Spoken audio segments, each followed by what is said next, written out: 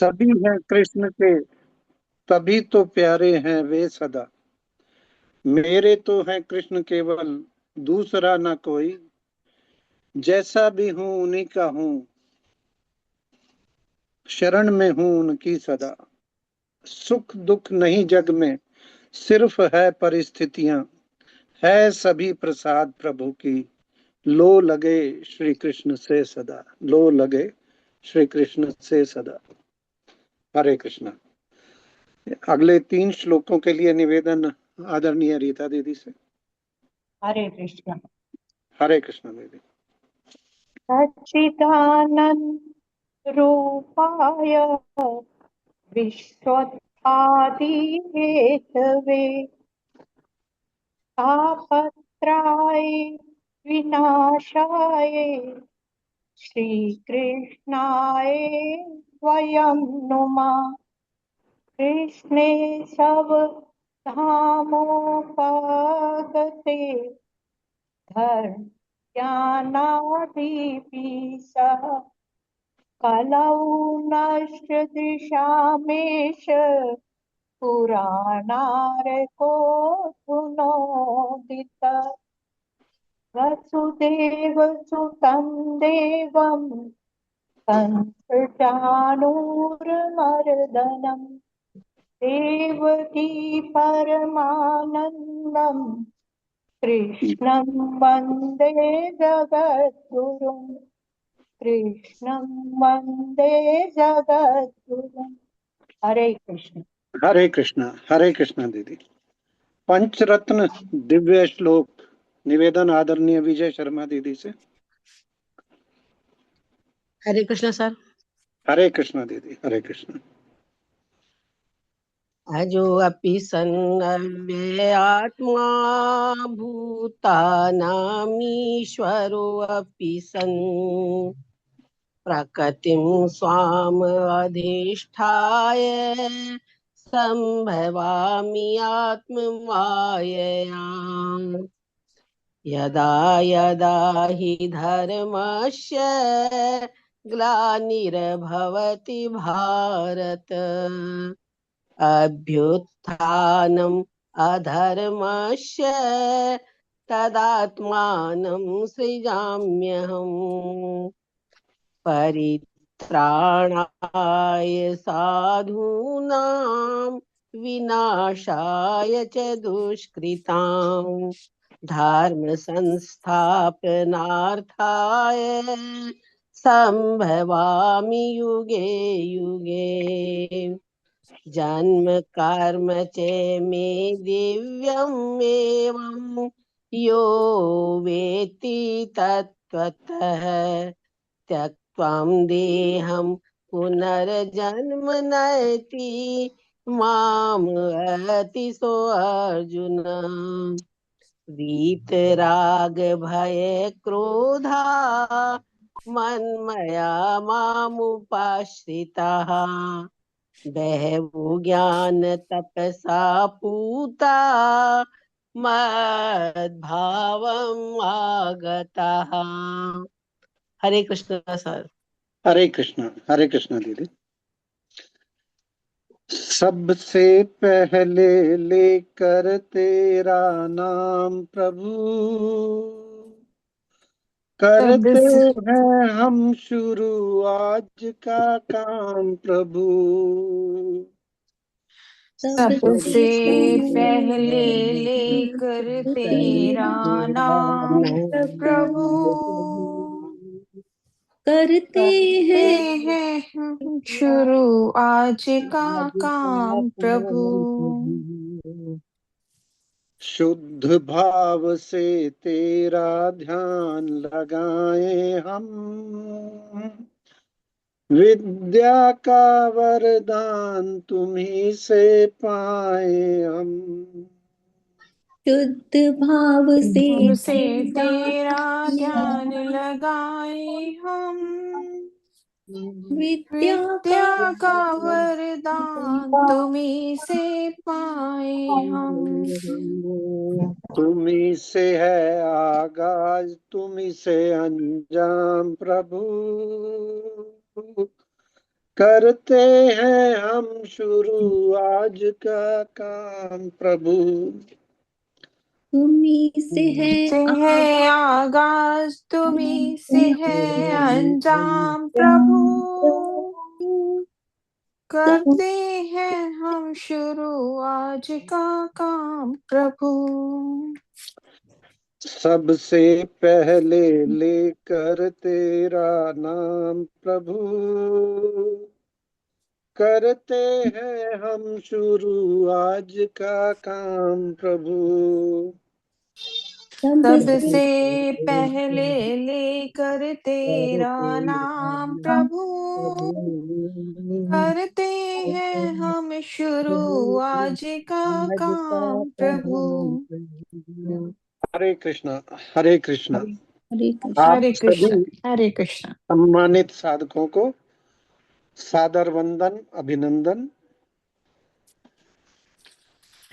आप सबके सानिध्य में और भगवान श्री कृष्ण की असीम कृपा से हम गीता के स्वाध्याय की इस अगली क्लास के लिए यहाँ उपस्थित हो पा रहे हैं। पिछली कक्षा में हमने अर्जुन विषाद योग पहला अध्याय पूर्ण किया है।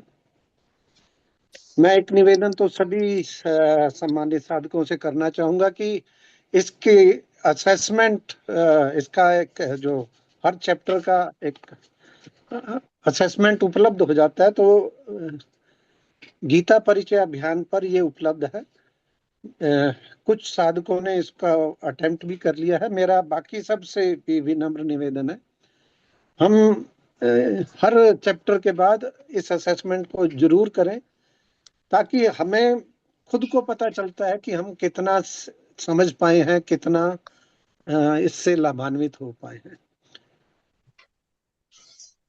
अर्जुन विषाद योग में हमने देखा कि जो विषाद है ये हमारे कल्याण के लिए ही आता है। तो और विषाद में हम भगवान का आश्रय अगर ले लें तो फिर हमें ये विषाद भी प्रसाद बन जाता है, और ये जो भी दुख प्रतिकूलताएं आती हैं उसको सहने का संबल भी भगवान हमें देते हैं। तो ये जो हमारी जर्नी है उस दौरान की, वो सरल हो जाती है।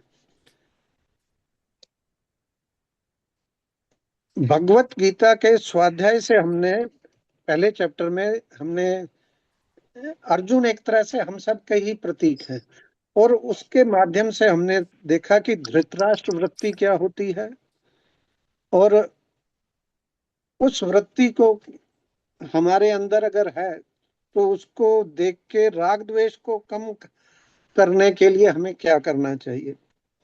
इसी तरह से दुर्योधन की वृत्ति है कि हम दूसरों का आश्रय ढूंढते हैं। हम सोचते हैं कि बड़े नेता से हमारे अच्छे संबंध है, उस अफसर से हमारे अच्छे संबंध है, एक बड़े धनी हमारे रिश्तेदार हैं, तो हम अपने आप को बड़ा एम्पावर्ड समझते हैं। उसकी बजाय असली आश्रय तो भगवान का लेना चाहिए, सच्चा आश्रय तो वही है। तो भगवत गीता, जो इस बुक का नाम भी रखा है भगवत गीता, एक जीवन संगीत, तो ये हमारे जीवन में एक संगीत लाती है। जीवन धीरे धीरे बदलने लगता है। इसको कुछ समय बाद शायद आप भी मेरी बात से सहमत होंगे। और ये जो महाभारत का एक रेफरेंस दिया गया है, ये महाभारत कोई कौरव पांडव कुछ और नहीं, बल्कि हमारे अंदर जो कुछ दैवीय वृत्तियां होती हैं, कुछ आसुरी वृत्तियां होती हैं, उसी के अनुसार जो हमारे अंदर जो अच्छे विचार बुरे विचार आते हैं, उनका आपस में जो संग्राम होता रहता है, द्वंद्व होता रहता है, वही महाभारत एक तरह से हमें समझने की जरूरत है। और जो जो चैप्टर हम पढ़ते जाएं, समझते जाएं, हम अपना सेल्फ असेसमेंट करते जाएं कि जैसे आसुरी वृत्ति, दैवीय वृत्ति, ये अगले चैप्टरों में आएगा। लेकिन जब वो हम समझेंगे तो हम देखें, अपनी असेसमेंट करें कि हमारे अंदर कितनी वृत्तियां कौन सी हैं, और फिर उसको किस तरह से दैवीय वृत्तियों को हम बढ़ाएं, आसुरी वृत्तियों को कम करें, सत्य, रज और तम गुण में किस तरह से तम और रजोगुण को कम करके हमारे अंदर सात्विकता बढ़ाए। ये एक शायद सही तरीका होगा इस गीता को पढ़ने का, समझने का, अनुभव में लाने का। आदरणीय मधु दीदी ने बहुत ही सुंदर भजन एक आज हमें सुनाया कि ये जहां है एक मेला, यहां से एक दिन सबको जाना। हम सब को मालूम है कि सबको जाना है, लेकिन हम यूं निश्चिंत होके बैठते हैं कि पता नहीं कितने सैकड़ों हजारों वर्षों तक हमें रहना है।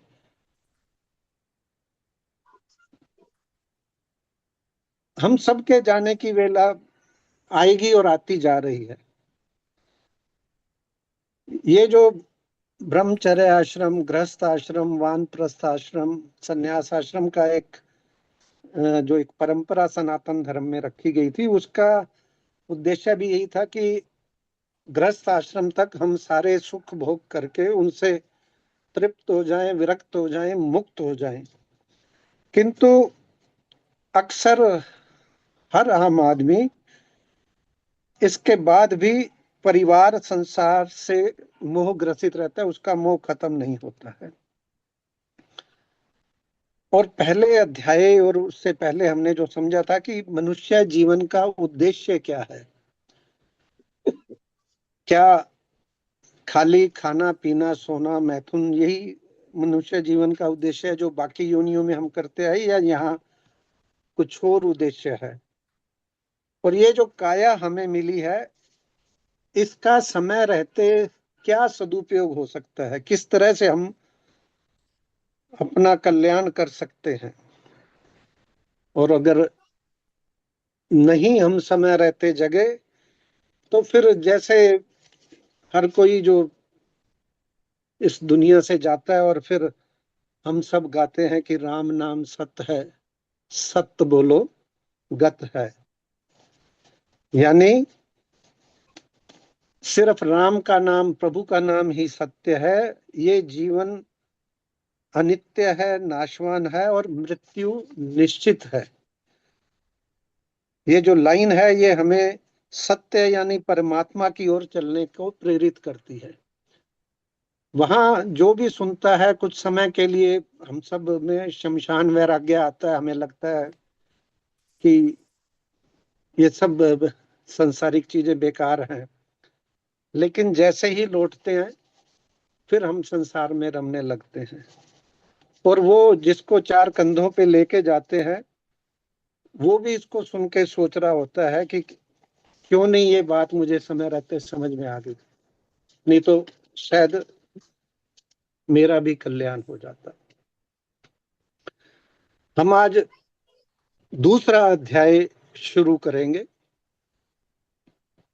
पहले 6 अध्याय कर्म योग के हैं, कर्म योग षटक इसको कहते हैं। लेकिन भगवान ने दूसरा अध्याय सांख्य योग से शुरू किया है। सांख्य योग क्या है ये भी हम समझते हैं, लेकिन उससे पहले हमें ये सोचने की, समझने की जरूरत है कि हम कौन हैं, या हमें अपने आप से पूछना चाहिए कि मैं कौन हूं। मैं, ये जो मेरा शरीर है, मैं क्या यही मैं हूं? क्या जो मुझे परिवार में, समाज में जो भी नाम मिला है वो मैं हूं? जो पद मुझे कोई अपने प्रोफेशन में मिला है वो मैं हूं, या मैं कुछ और हूं? ये अगर हम सोचेंगे तो शायद हम इस अध्याय को और ज्यादा अच्छे से एप्रिशिएट कर पाएंगे। क्योंकि ये जो दूसरा अध्याय है सांख्य योग जिसे कहा गया है, सांख्य योग में विवेक विचार की मुख्यता है। हमने ये भी समझा था कि मनुष्य योनि में हमें विवेक और कर्म स्वतंत्रता अतिरिक्त रूप से मिली है, जो किसी योनि में नहीं मिलती। हमने ये भी समझा था कि बुद्धि का मतलब तो ये है कि हमारे लिए कौन सी चीज लाभदायक है, कौन सी हानिकारक है, कौन सी अच्छी है, कौन सी बुरी है, उसका एनालिसिस करना। लेकिन बुद्धि इस चीज को नहीं अप्रिशिएट करती कि कौन सी चीज धर्म सम्मत है, कौन सी नहीं। टैक्स कैसे बचाया जा सकता है वो बुद्धि बता देगी, लेकिन क्या टैक्स देना चाहिए नहीं देना चाहिए वो बुद्धि नहीं बताएगी। विवेक हमें ये बताता है, हमने ये समझा था कि सत्य क्या है, असत्य क्या है। सत्य मतलब जो सदा सनातन है, जो नित्य रहने वाला है, और असत्य क्या है, जो लगातार नाशवान है, जो लगातार बदल रहा है। तो ये सांख्य योग से भगवान ने अपना उपदेश शुरू किया है, और इसमें पुरुष, प्रकृति आदि तत्वों का विवेचन करके तत्व की अनुभूति, तत्वदर्शी, तत्व क्या, अपने तत्व ज्ञान होना। तो तत्व को अगर हम मोटे तौर पे समझना चाहें तो तत्व का मतलब हमारा आत्म स्वरूप क्या है, सच्चा आत्म स्वरूप क्या है। तो उस आत्म स्वरूप की अनुभूति करने की प्रक्रिया सांख्य दर्शन में अपनाई जाती है। तो हम शरीर हैं या इसके अंदर रहने वाला कोई और शरीरी, आगे इसी अध्याय में भगवान नाम देंगे, जिसे हम आत्मा भी कहते हैं। तो आत्मा है या शरीरी है। हम ये जो संसार दिख रहा है वो दृश्य है या हम दृष्टा हैं। तो हम शरीर नहीं बल्कि इस शरीर और संसार को जानने वाले हैं, और अपने इस स्वरूप का ज्ञान ही सांख्य दर्शन, ये सांख्य योग का उद्देश्य है। तो एक चीज ये हमने और समझी थी कि गीता में कुल 18 अध्याय है। पहले 6 अध्याय कर्म योग के हैं, फिर 6 अध्याय भक्ति योग के हैं, फिर ज्ञान योग के हैं। लेकिन ये भी एक गीता की खूबसूरती है कि हम किसी एक रास्ते पर अगर चलते हैं, हम कर्म योग के मार्ग पे चले, भक्ति योग के मार्ग पे चले, ज्ञान योग के मार्ग पे चले, तो बाकी 2 योग भी अपने आप हमारे जीवन में घटित होने लगते हैं, अपने आप हमारे जीवन में अनुभव में आने लगते हैं। तो अब हमारा जो असली स्वरूप, अगर हम, जैसे हमने पिछले कक्षाओं में भी चर्चा की कि हम उस परमात्मा के उस अंशी के अंश हैं, हम शरीर नहीं हैं। लेकिन फिर हम अपने स्वरूप को भूल क्यों गए? तो एक विचार ये आता है कि नाशवान की चाहना के कारण ही यह अंशी अपने परमात्मा से विमुख हो गया, अलग हो गया। जीवात्मा यदि नाशवान की चाहना त्याग कर दे, इस संसार की चाहना हम छोड़ दें, तो परमात्मा से एकता का अपने आप अनुभव होने लगेगा। हमें संसार छोड़ना है, परमात्मा से हमारा एकात्म अपने आप होने लगेगा। हमने पिछली कक्षा में भी एक वो बुल्ले शाह की बात जो समझी थी कि परमात्मा को पाना है तो मन को, अपने आप को संसार से हटाना है और परमात्मा में लगाना है।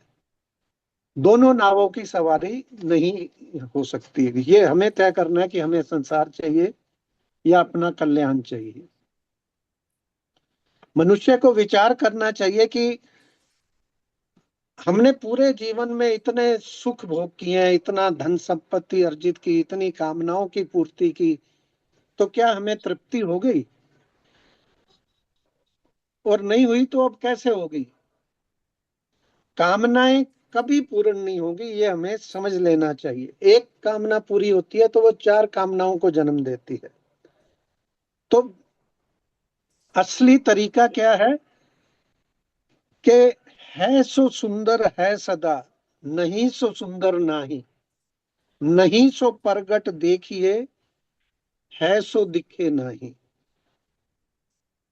नहीं सो प्रगट देखिए, जो ये संसार हमें प्रगट दिख रहा है ये असल में असत्य है, नाशवान है। और जो है सो दिखे नहीं, जो असल में व्याप्त है पूरे संसार में चेतना रूप में, उसके आगे माया का पर्दा पड़ा हुआ है, इसलिए वो दिखता नहीं है।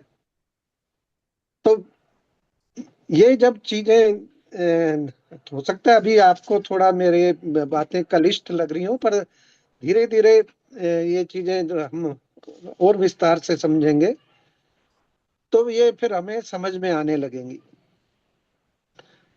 हम चूंकि हमारा अभ्यास है कि हम पूरा जीवन संसार में ही उलझे रहे हैं, इस असत्य से ही हमारा लगातार इंटरेक्शन हुआ है।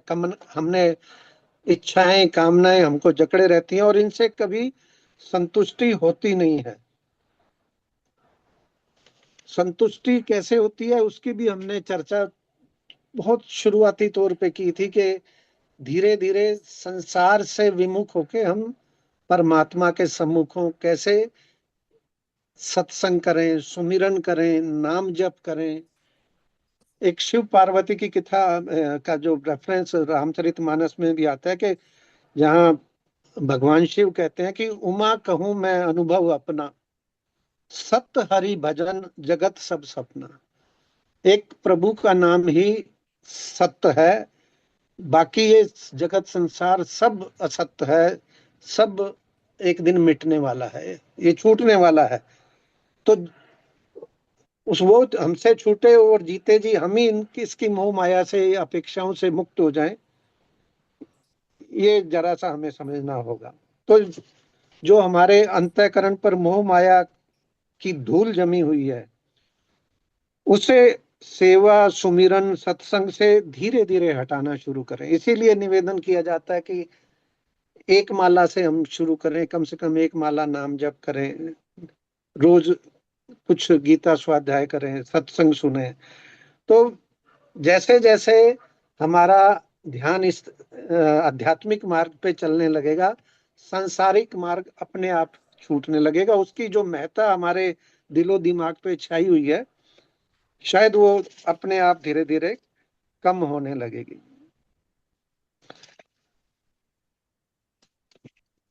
अब और जैसे हम इस परमार्थिक मार्ग पे बढ़ेंगे, संसारिक मार्ग से हटेंगे, तो अपने आप फिर वो जो हमारा सच्चा स्वरूप है, जो हम कहते हैं कि है कहाँ, महसूस नहीं होता है, उसका धीरे धीरे अपने आप अनुभव होने लगेगा। इसी अध्याय में एक चीज और हम समझेंगे कि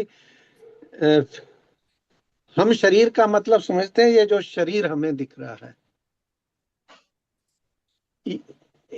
गीता में और वैदिक संस्कृति में इसे भी 3 स्तर पर बताया गया है। स्थूल शरीर, सूक्ष्म शरीर और कारण शरीर। स्थूल शरीर क्या है कि ये जो पंच तत्वों से बना हुआ जो शरीर हमें दिख रहा है ये स्थूल शरीर है। फिर 5 कर्मेंद्रियां, 5 ज्ञानेंद्रियां, पंच प्राण और मन बुद्धि अहम, इन सब से मिलके जो 18 चीजों से कहते हैं आपका सूक्ष्म शरीर बनता है, जहां आपके विचार, आपकी भावनाएं, आपके संस्कार रहते हैं। और फिर उसके आगे तीसरा स्तर है कारण शरीर का, जहां वो इससे भी आगे की स्थिति है। तो मेरा निवेदन भी है, अब मेरा प्रयास भी रहेगा कि इस तरह के ज्ञान की चर्चा हम बार बार करते रहें तो बार बार करने से वो कहीं ना कहीं हमें हमारे अंदर उतरने लगती है। शुरुआत में जो बातें हमें इंटरेस्टेड नहीं लगती, हमें समझ में नहीं आती, वो फिर धीरे धीरे अपने आप अनुभव में आने लगती है, हम आत्मसात करने लगते हैं और आत्मसात होने लगती है तो फिर उसका प्रभाव भी हमें दिखने लगता है। और सब कुछ करने के बाद भी अगर लगे रिजल्ट शून्य है तो फिर रोज रोज मतलब हर क्लास के बाद हम जो एक आखिर में जो एक प्रार्थना करते हैं, वो प्रार्थना परम श्रद्धेय स्वामी राम सुखदास जी ने कही है कि इसको पकड़ ले कि हे नाथ, हे मेरे नाथ, मैं आपको भूलूं नहीं, हे नाथ, हे मेरे नाथ, मैं केवल आपका हूं। तो ये एक प्रार्थना ही हमारा कल्याण कर देगी, ये इतनी प्रभावी प्रार्थना है। अगली किसी कक्षा में हम और इसको अपने स्वरूप के बारे में चर्चा करेंगे। आदि गुरु शंकराचार्य ने भी एक बड़ा अच्छा एक भजन लिखा है जिसकी अंतिम लाइन मैं निवेदन कर दूं, जिसमें वो कहते हैं, चिदानंद रूप शिवोहम शिवोहम। हमारा सच्चा स्वरूप क्या है? चिदानंद रूप शिवोहम शिवोहम। तो ये जो अब सांख्य योग में हम पढ़ने जा रहे हैं कि जो परमात्म तत्व जो है वो स्वतः स्वाभाविक सब जगह चेतना के रूप में व्याप्त है, वही सत्य है। और ये जो शरीर संसार जिसको हम अनुभव करते हैं और उसी को ही सब कुछ मान बैठे हैं, ये निरंतर परिवर्तनशील है और ये बदलता रहता है। हम जब पैदा हुए थे, फिर बचपन आया, फिर जवानी आई, फिर बुढ़ापा आया, फिर जाने की वेला आ जाएगी। ये शरीर लगातार बदल रहा है और इस परिवर्तन को जो देख रहा है हमारे अंदर कोई, शायद वही हमारी आत्मा है, वही हमारा सच्चा स्वरूप है। तो वो जो हमारे अंदर नहीं बदलने वाला परमात्म तत्व है, वही हमारा असली स्वरूप है। लेकिन संसार में जो हम क्या संसार को है पना हमें दिखता है कि संसार है, ये है पना संसार का नहीं होके परमात्मा का है। परमात्मा चेतना के रूप में व्याप्त है, बार बार हम उसकी चर्चा कर रहे हैं, और उसका कोई अभाव नहीं है, दिखता नहीं है, महसूस नहीं होता, लेकिन उसका कोई अभाव नहीं है। और जो दिख रहा है संसार, उसका अभाव ही अभाव है।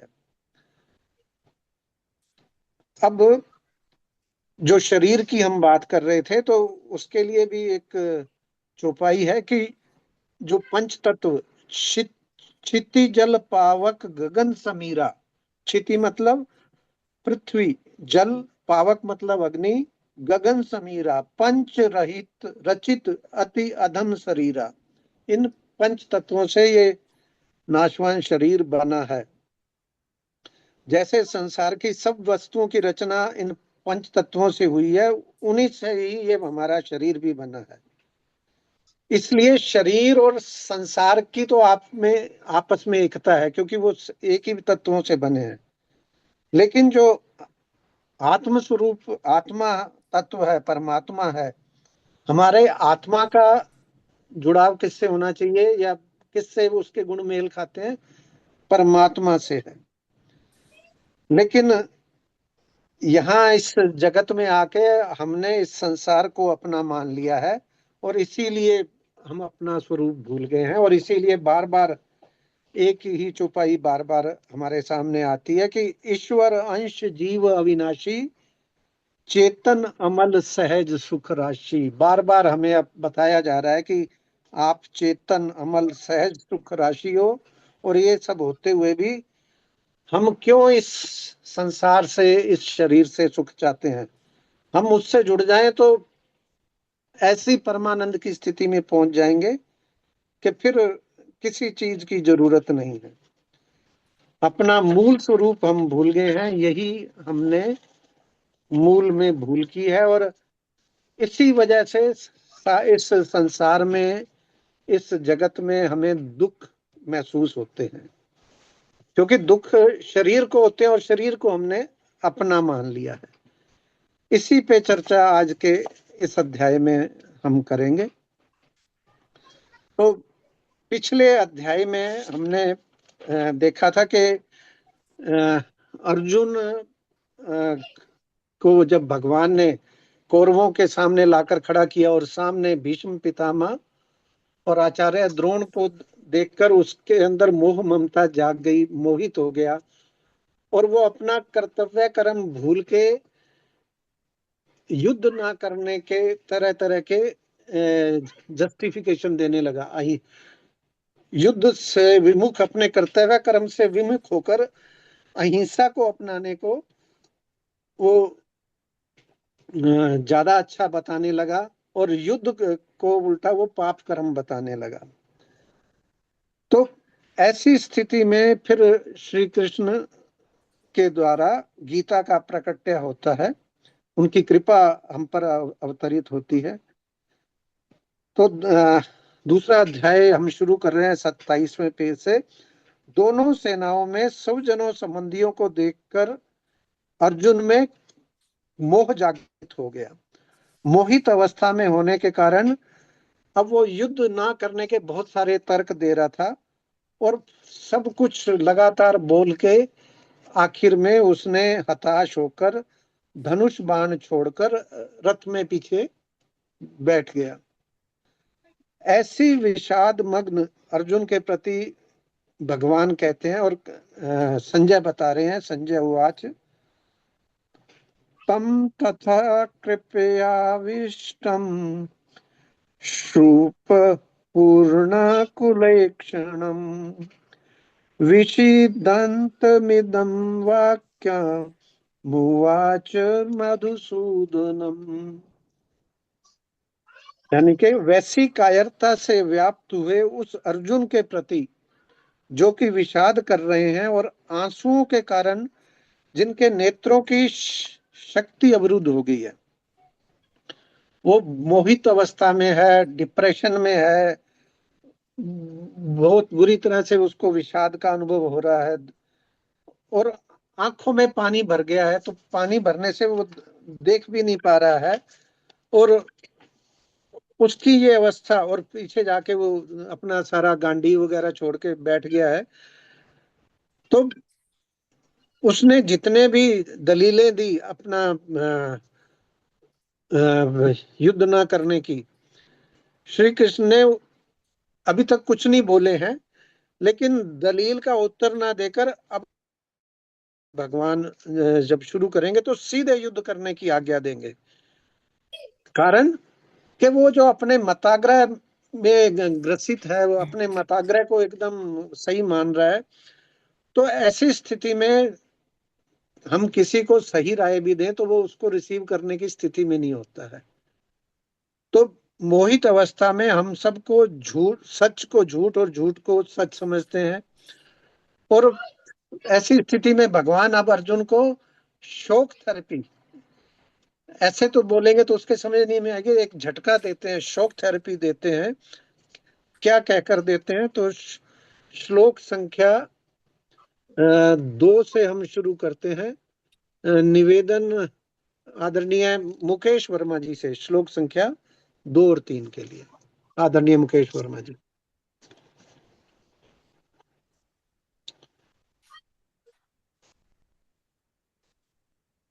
आदरणीय मुकेश वर्मा जी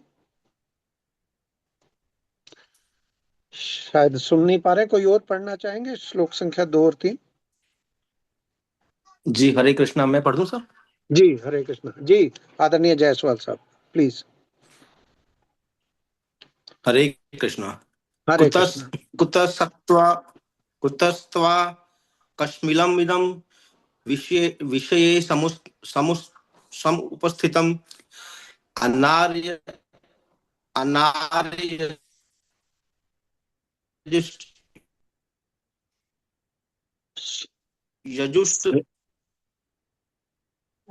यजुष्टम स्वर्ग में पार्थ है। जी अनार्य जुष्टम स्वर्गयम जी कीर्तिकरम अर्जुन। अर्जुनम क्लेबयम मां स्मैगमय पार्थ है नैतत्व पद्यते शूद्रम हृदय हृदय दौर्बल्यम तिष्ठम परंतप। अर्थात श्री भगवान बोले, हे अर्जुन, इस विषम अवसर पर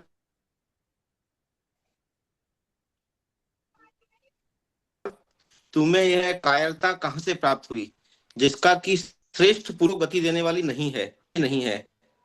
हे विद्यानंदन अर्जुन, इस नपुंसकता को मत प्राप्त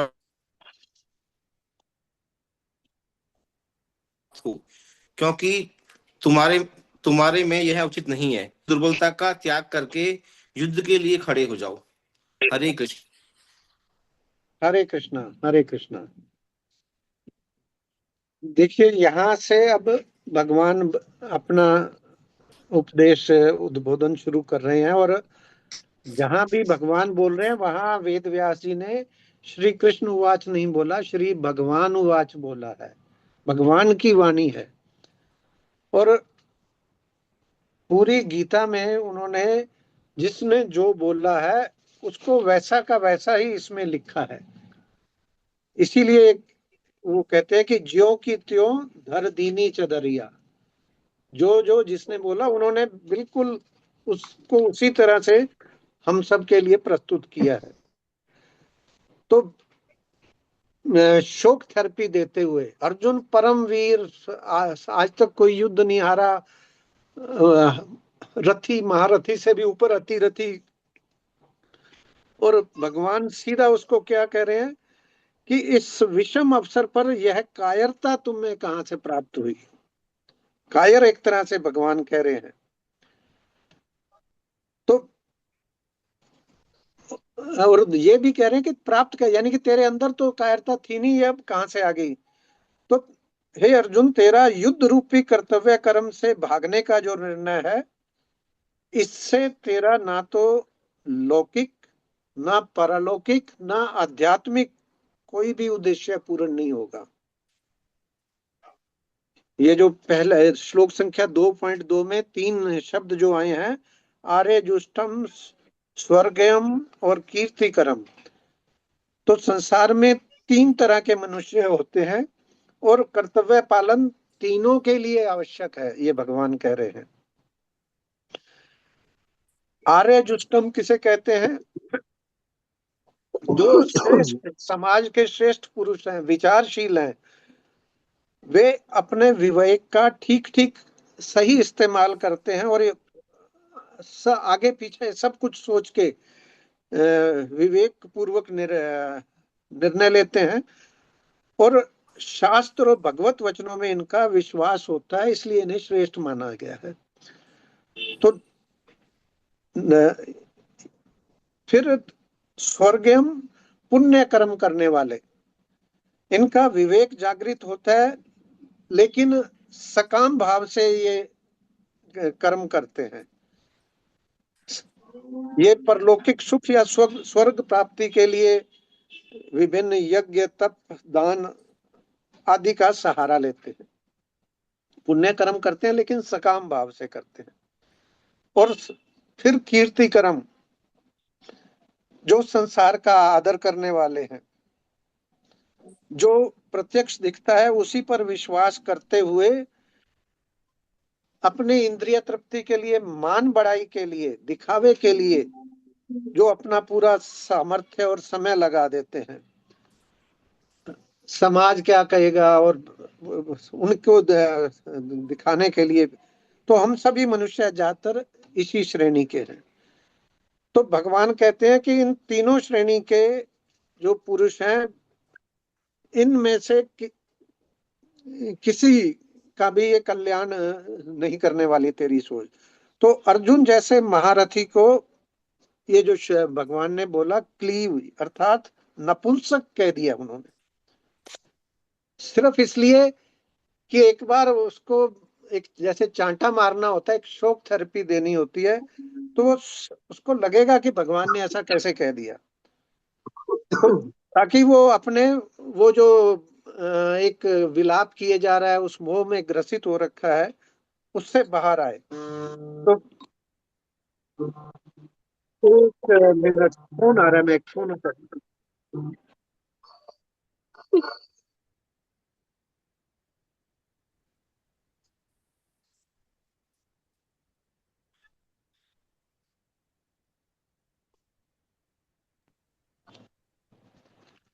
जी, क्षमा चाहूंगा। एक,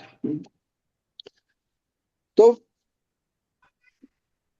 हमारे, अब ये कायरता, ये नपुंसकता हमारे भारतीय समाज में, वैदिक संस्कृति में पहले नहीं थी। पहले के विक्रमादित्य और जो पुराने जो भी राजाओं के आप सुनो, हालांकि आज हिस्ट्री में उनका उतने विस्तार से वर्णन नहीं है, लेकिन अब हमारे भारतीय समाज में ऐसा नहीं था। लेकिन धीरे धीरे ये धर्म भीरुता और उसका जो दूसरा रूप हमने धारण कर लिया, वो सब हमारे पतन के और नपुंसकता जो एक तरह से आ गई है हमारे समाज में, उसके लिए वो जिम्मेदार है। तो ये जो पतन है, इसको देखते हुए विवेकानंद जी का आप सभी जानते हैं, तो उन्होंने अपने समय में जो देखा, उसको देखते उन्होंने कहा कि नाम और यश सब भाड़ में जाएं, आप दिखावे की चीजों को छोड़ो, हम सब असली काम में लग जाएं। लोक परलोक की वासना का त्याग करके हम अपने अंदर राष्ट्र प्रेम, कर्तव्य, अपना हमारा कर्तव्य सबसे पहले परिवार के लिए, समाज के लिए, राष्ट्र के लिए जो कर्तव्य है, उसको पूरा करें। हमारे अंदर राष्ट्र प्रेम जागृत हो, राष्ट्र उत्थान की अग्नि हमारे अंदर जले, जो मेरे भीतर जल रही है। तो विवेकानंद जी के जो शब्द हैं, और सभी तरह की कायरता, नपुंसकता को त्याग कर राष्ट्र और संस्कृति निर्माण के लिए तुम कमर कस के खड़े हो जाओ।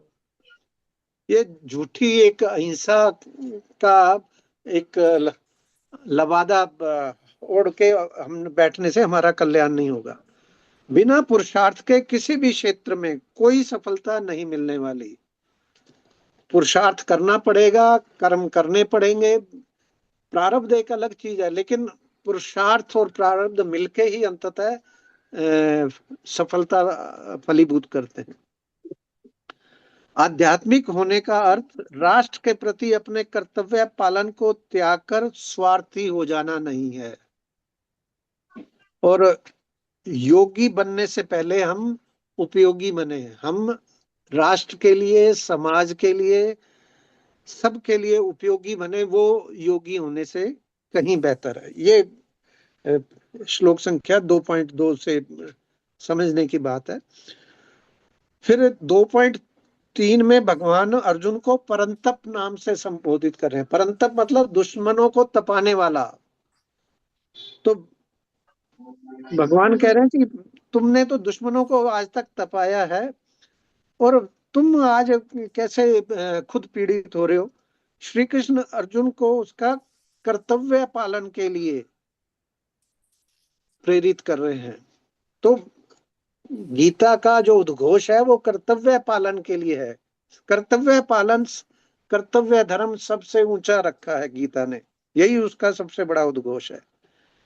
आज हम पूरे समाज में जो अव्यवस्था देखते हैं, उसकी वजह कहीं ना कहीं हर कोई अपने कर्तव्य से पीछे हट रहा है।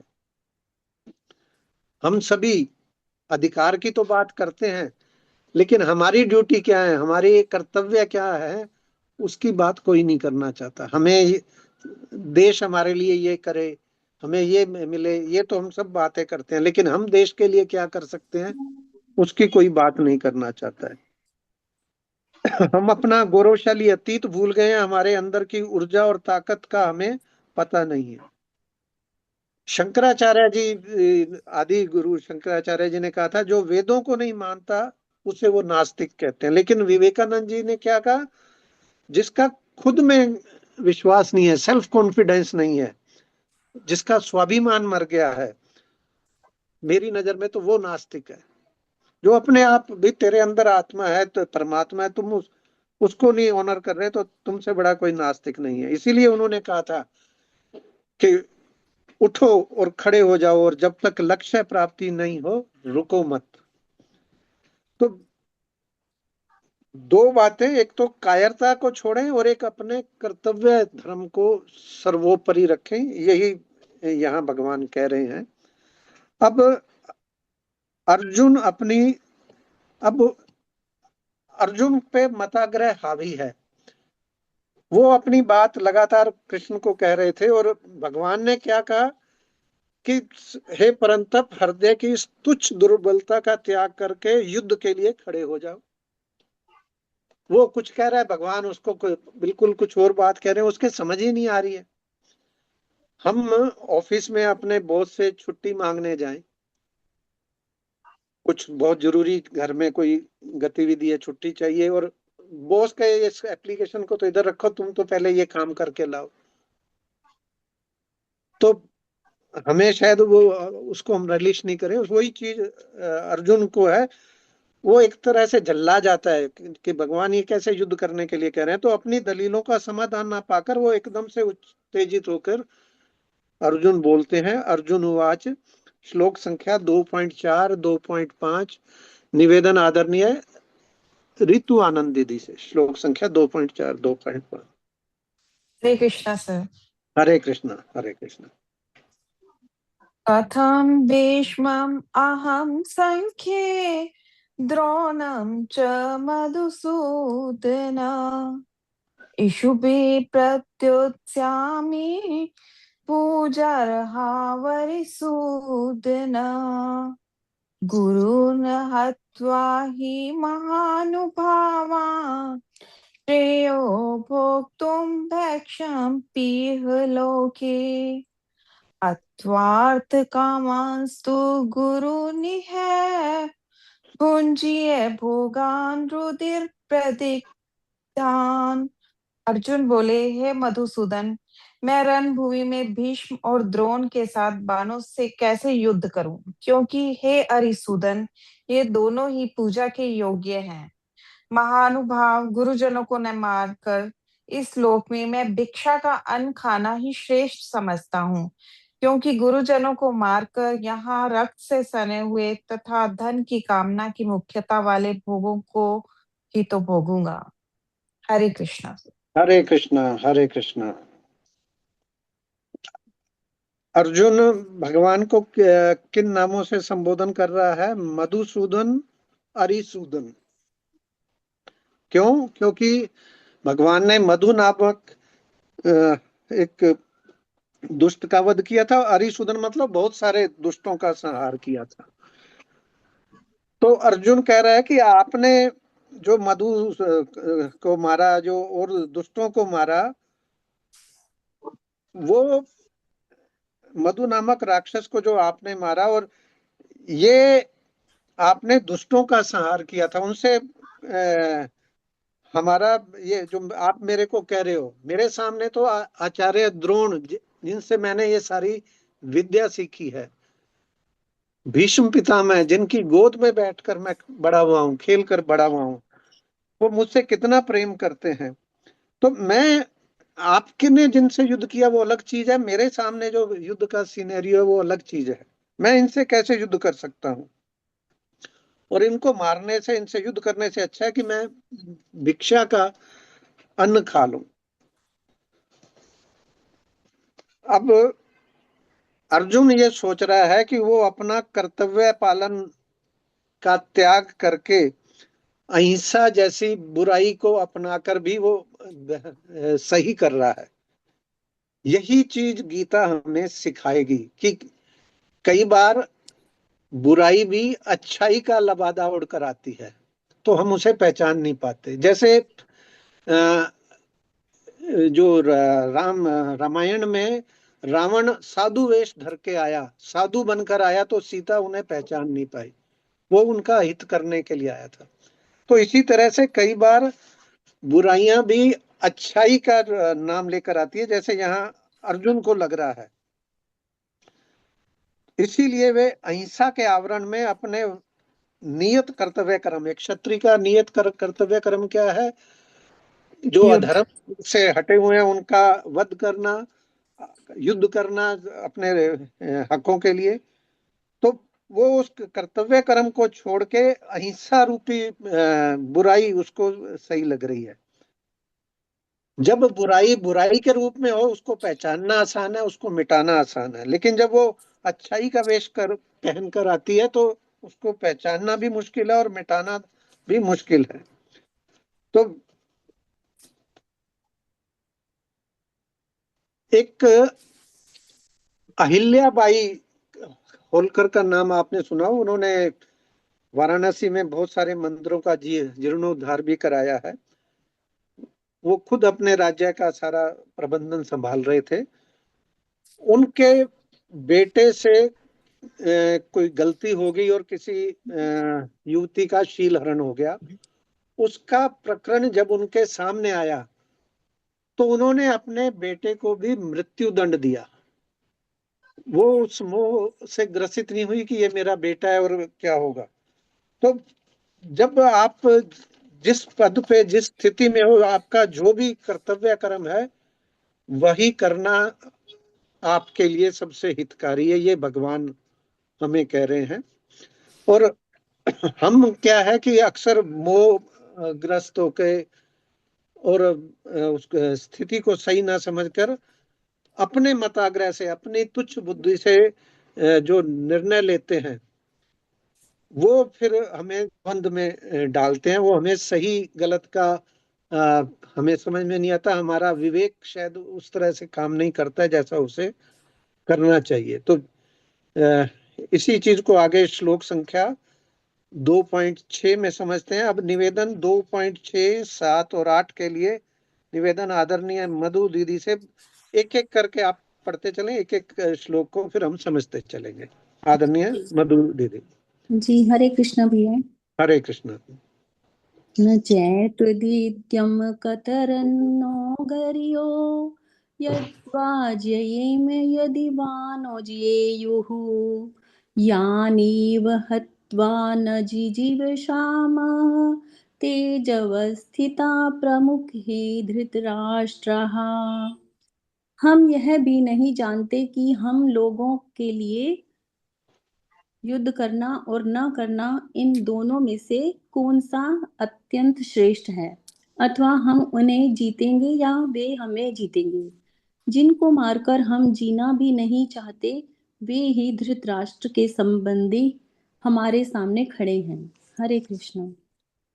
हरे कृष्ण। हरे कृष्ण।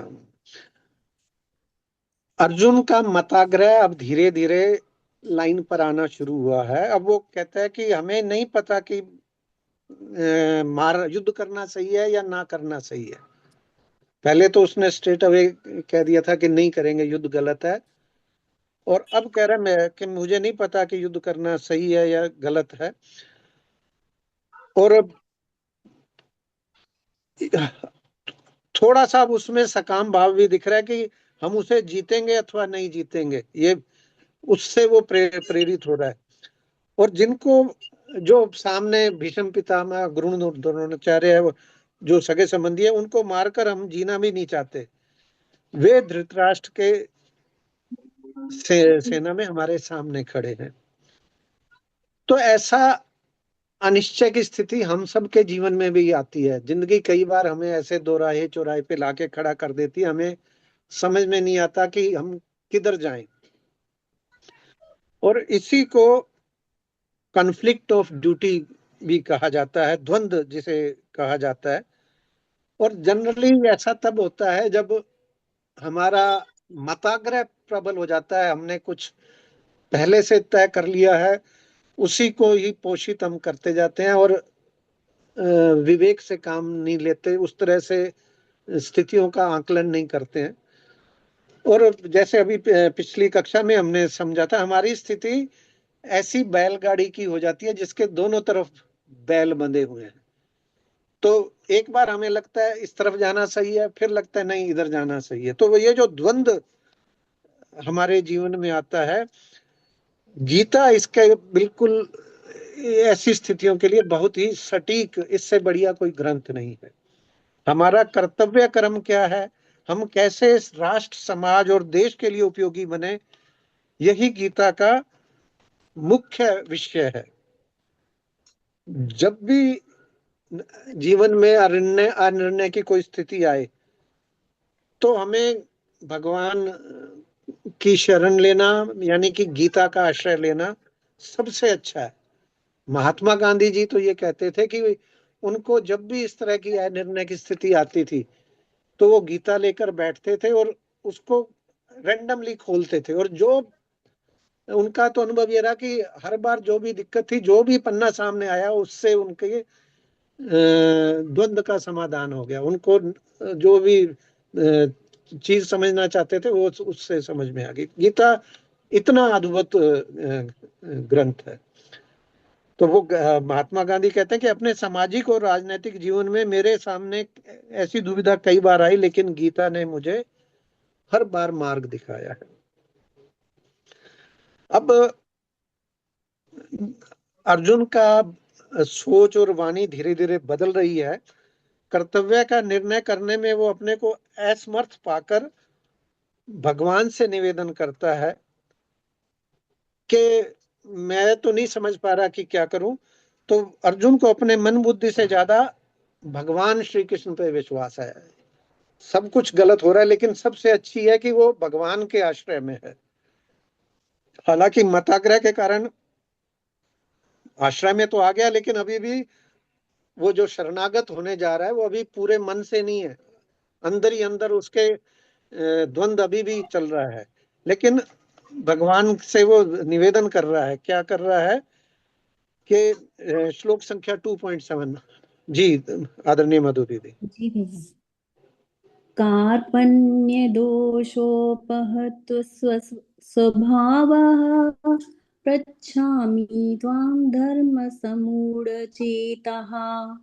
यच्छ्रेयः स्यान्निश्चिन्तं ब्रूहि तन्मे शिष्यस्ते हम शादिमां त्वां प्रपन्नम्।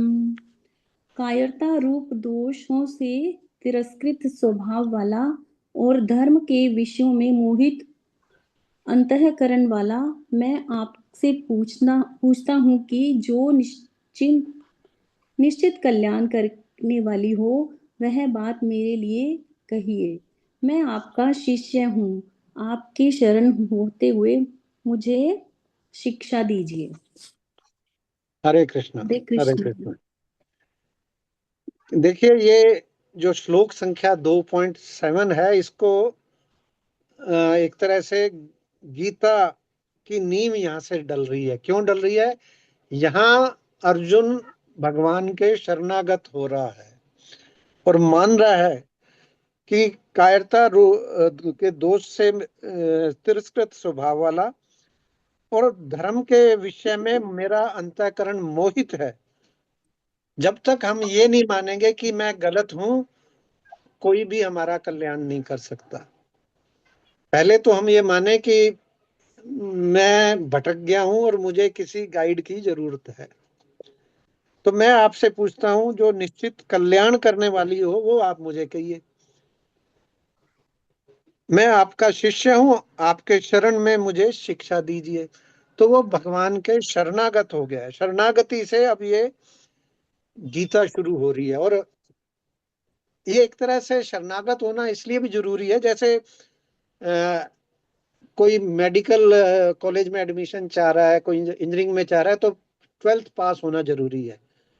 तो पहले तो उसके अंदर भाव हो कि आप मेरे लिए कुछ, मेरे कल्याण के लिए कहिए, मैं उसको सुनने के लिए, समझने के लिए तत्पर हूं। तो हमें भी गीता से पूर्ण लाभ प्राप्त करने के लिए ये जो ऊपर योग्यताएं हैं ये हमारे अंदर आनी चाहिए। तब गीता हमारे हृदयांगम, हमारे दिल में उतर पाएगी, हम आत्मसात कर पाएंगे। क्योंकि जब तक किसी के बारे में हमारे मन में श्रद्धा नहीं होगी, उसके बारे में शरणागति का भाव नहीं होगा, तो बिना श्रद्धा कोई लाभ नहीं मिलता। श्रद्धावान लभते ज्ञानम, जो श्रद्धा से सिर झुकाते हैं वो वही उसका लाभ ले पाते हैं। और अपना मताग्रह हम छोड़ के शरणागत हो। हालांकि अर्जुन का अभी हम देखेंगे मताग्रह कम तो होने लगा, छोड़ा उसने अभी भी नहीं है। तो मताग्रह छोड़ना बहुत जरूरी है। तो श्री कृष्ण रूपी गुरु की और गीता जैसे शास्त्र की हम सबको जरूरत है। इनके अलावा संसार का कोई आश्रय हमारी सहायता नहीं कर सकता। मनुष्य योनि में विवेक का सर्वोत्तम सदुपयोग कोई है तो यही है कि हम अपने अज्ञान को ठीक ठीक पहचाने। पहले तो हम अपना ये छोड़े कि हम सब ज्ञानी और हमें कुछ अब जानने की जरूरत नहीं है। किसी कमंडल में अगर कोई कचरा भरा है और उसमें कोई अच्छी चीज हम डालने चाहते हैं तो क्या हम ऊपर उसके ऊपर अच्छी चीज डाल दें तो कमंडल में भर पाएगी? जब तक उस कमंडल को हम खाली नहीं कर देंगे तब तक उसमें कोई और चीज अंदर नहीं आ सकती। तो हम अपने मताग्रह को जब तक छोड़ के उसको पूरी श्रद्धा से रिसीव करने के भाव में नहीं आएंगे तब तक हमारा कल्याण नहीं हो सकता है। तो जैसे अर्जुन स्वीकार कर रहा है कि कर्तव्य अकर्तव्य में मैं भेद नहीं कर पा रहा, कायरता रूपी दोष मुझे तो दिखाई नहीं दे रहा, लेकिन आप कह रहे हैं तो अवश्य ही होगा। कि यानी कि अभी उसको नहीं लग रहा कि वो कायर है। भगवान कह रहे हैं तो कहते हैं चलो आप कहते हो तो मैं मान लेता हूं कि मैं कायर हूं। एक प्रसंग है कि प्रहलाद जी ने जब भगवान की बहुत कड़ी तपस्या की और भगवान उसके सामने अवतरित हुए और बोला कि मांगो क्या मांगते हो। तो प्रहलाद के मन में आया कि मैंने तो सारी कामनाओं का त्याग कर दिया, फिर प्रभु कैसे कह रहे हैं कि तेरे अंदर जो भी कामना है वो मांग। तो उसने भी यही कहा कि मैंने तो ये माना है कि मेरी कामनाएं खत्म होगी, लेकिन भगवान कह रहे हैं कि कामना है तो निश्चित रूप से सही होगा। तो उन्होंने भगवान से यही निवेदन किया कि मेरी सारी कामनाएं खत्म हो जाएं और मुझे कुछ नहीं चाहिए, मैं कामनाओं से खाली हो जाऊं। तो वही चीज यहाँ अर्जुन की हो रही है। और इसी श्लोक की दूसरी लाइन में अब वो कह रहा है कि अर्जुन अपने श्रेय और प्रेम के द्वंद में फंसे हुए नहीं है। उनकी मंशा बिल्कुल स्पष्ट है कि आप मेरे को आश्रय में लीजिए और मेरा कल्याण मेरे लिए जो श्रेष्ठ है। श्रेय और प्रेय आप समझते होंगे, हमारे लिए कौन सा सही है वो श्रेय है और हमें क्या पसंद है वो प्रेय है। जनरली जीवन में हम प्रेय की तरफ ज्यादा जाते हैं और यही हमारे द्वंद का कारण बनता है कि हम श्रेय और प्रेय के बीच में अटकते रहते हैं। जैसा मैंने वो बैलगाड़ी का कहा था कि जिसके दोनों तरफ बैल बंधे हुए हैं, तो ये श्रेय और प्रेय भी उसी बैलगाड़ी की तरह है कि वो कभी हमें श्रेय की तरफ ले जाते हैं, कभी प्रेय की तरफ ले जाते हैं। तो या इसको हम यूं समझे कि जैसे अब हमने अपने आत्म कल्याण की, अपने अध्यात्म के मार्ग पे चलने का संकल्प लिया है, लेकिन अभी भी संसार से हम वो नहीं छूटता है। सालों का पूरे जीवन भर का जो संस्कार है वो धीरे धीरे जाएंगे। तो हम कभी भगवान की तरफ चलते हैं, कभी संसार की तरफ चलते हैं और इसी के बीच में हम इस दोनों तरफ की बैलों की बैलगाड़ी की तरह, पेंडुलम की तरह आगे पीछे होते रहते हैं। तो गीता में मानव कल्याण की बात प्रमुखता से आई है और इसीलिए इसको श्रीमद् भागवत भी कहा गया है। और फिर शिष्यस्त शिष्यस्ते अहम, मतलब जीवन में अगर हम चाहते हैं कि हमारा कल्याण हो और कोई सदगुरु हमें मिले, कोई अच्छी गीता जैसा ग्रंथ मिले, तो उसके लिए दो चीजें यहाँ अर्जुन से हमें सीखनी चाहिए। एक तो शिष्यत्व का भाव हो, सीखने का इच्छा हो, और दूसरा गुण ग्राहकता हो, जो भी वो कहे उसको ग्रहण करने की भी इच्छा हो। जो मैं निवेदन कर रहा था, हमारा कमंडल खाली होना चाहिए, तभी हम रिसीव कर पाएंगे, नहीं तो अच्छी बातें भी आएंगी। तो जिस तरह से जमीन पर अगर हल चलाए बिना हम ऊपर अच्छे से अच्छा बीज डाल दें, तो वो बीज प्रस्फुटित नहीं होगा। लेकिन हल चला के अगर हम जमीन को उस तरह तैयार कर दें तो कि वो बीजों को रिसीव कर सके, तो एक तरह से वो जो बीज जमीन को हल चला के तैयारी करते हैं, वो गुण ग्राहकता है, अच्छी चीजों को ग्रहण करने की क्षमता को बढ़ाना है। तो कोई भी गुरु हमारा तब तक कल्याण नहीं कर सकता जब तक हम में शिष्यत्व और गुण ग्राहकता नहीं होगी। तो भगवान कहते हैं कि पहला गुरु तो हमारा खुद का विवेक है। हम सब में विवेक है, ये हम बात कर रहे हैं, तो हम खुद के गुरु हैं। लेकिन जब ये सो जाए किसी वजह से, तो हमें किसी अच्छे सदगुरु या अच्छे ग्रंथ की शरण में जाना चाहिए। और फिर ये जो पूरी प्रकृति देखते हैं, ये प्रकृति अपने आप में बहुत बड़ी गुरु है।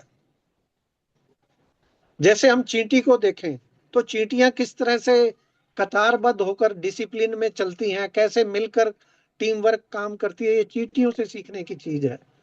वृक्षों को देखें तो वृक्ष किस तरह से पूरी उम्र केवल देता ही रहता है, हवा देगा, फल देगा, छाया देगा, लकड़ी देगा, पूरी उम्र वो दूसरों के परमार्थ में ही लगा रहता है।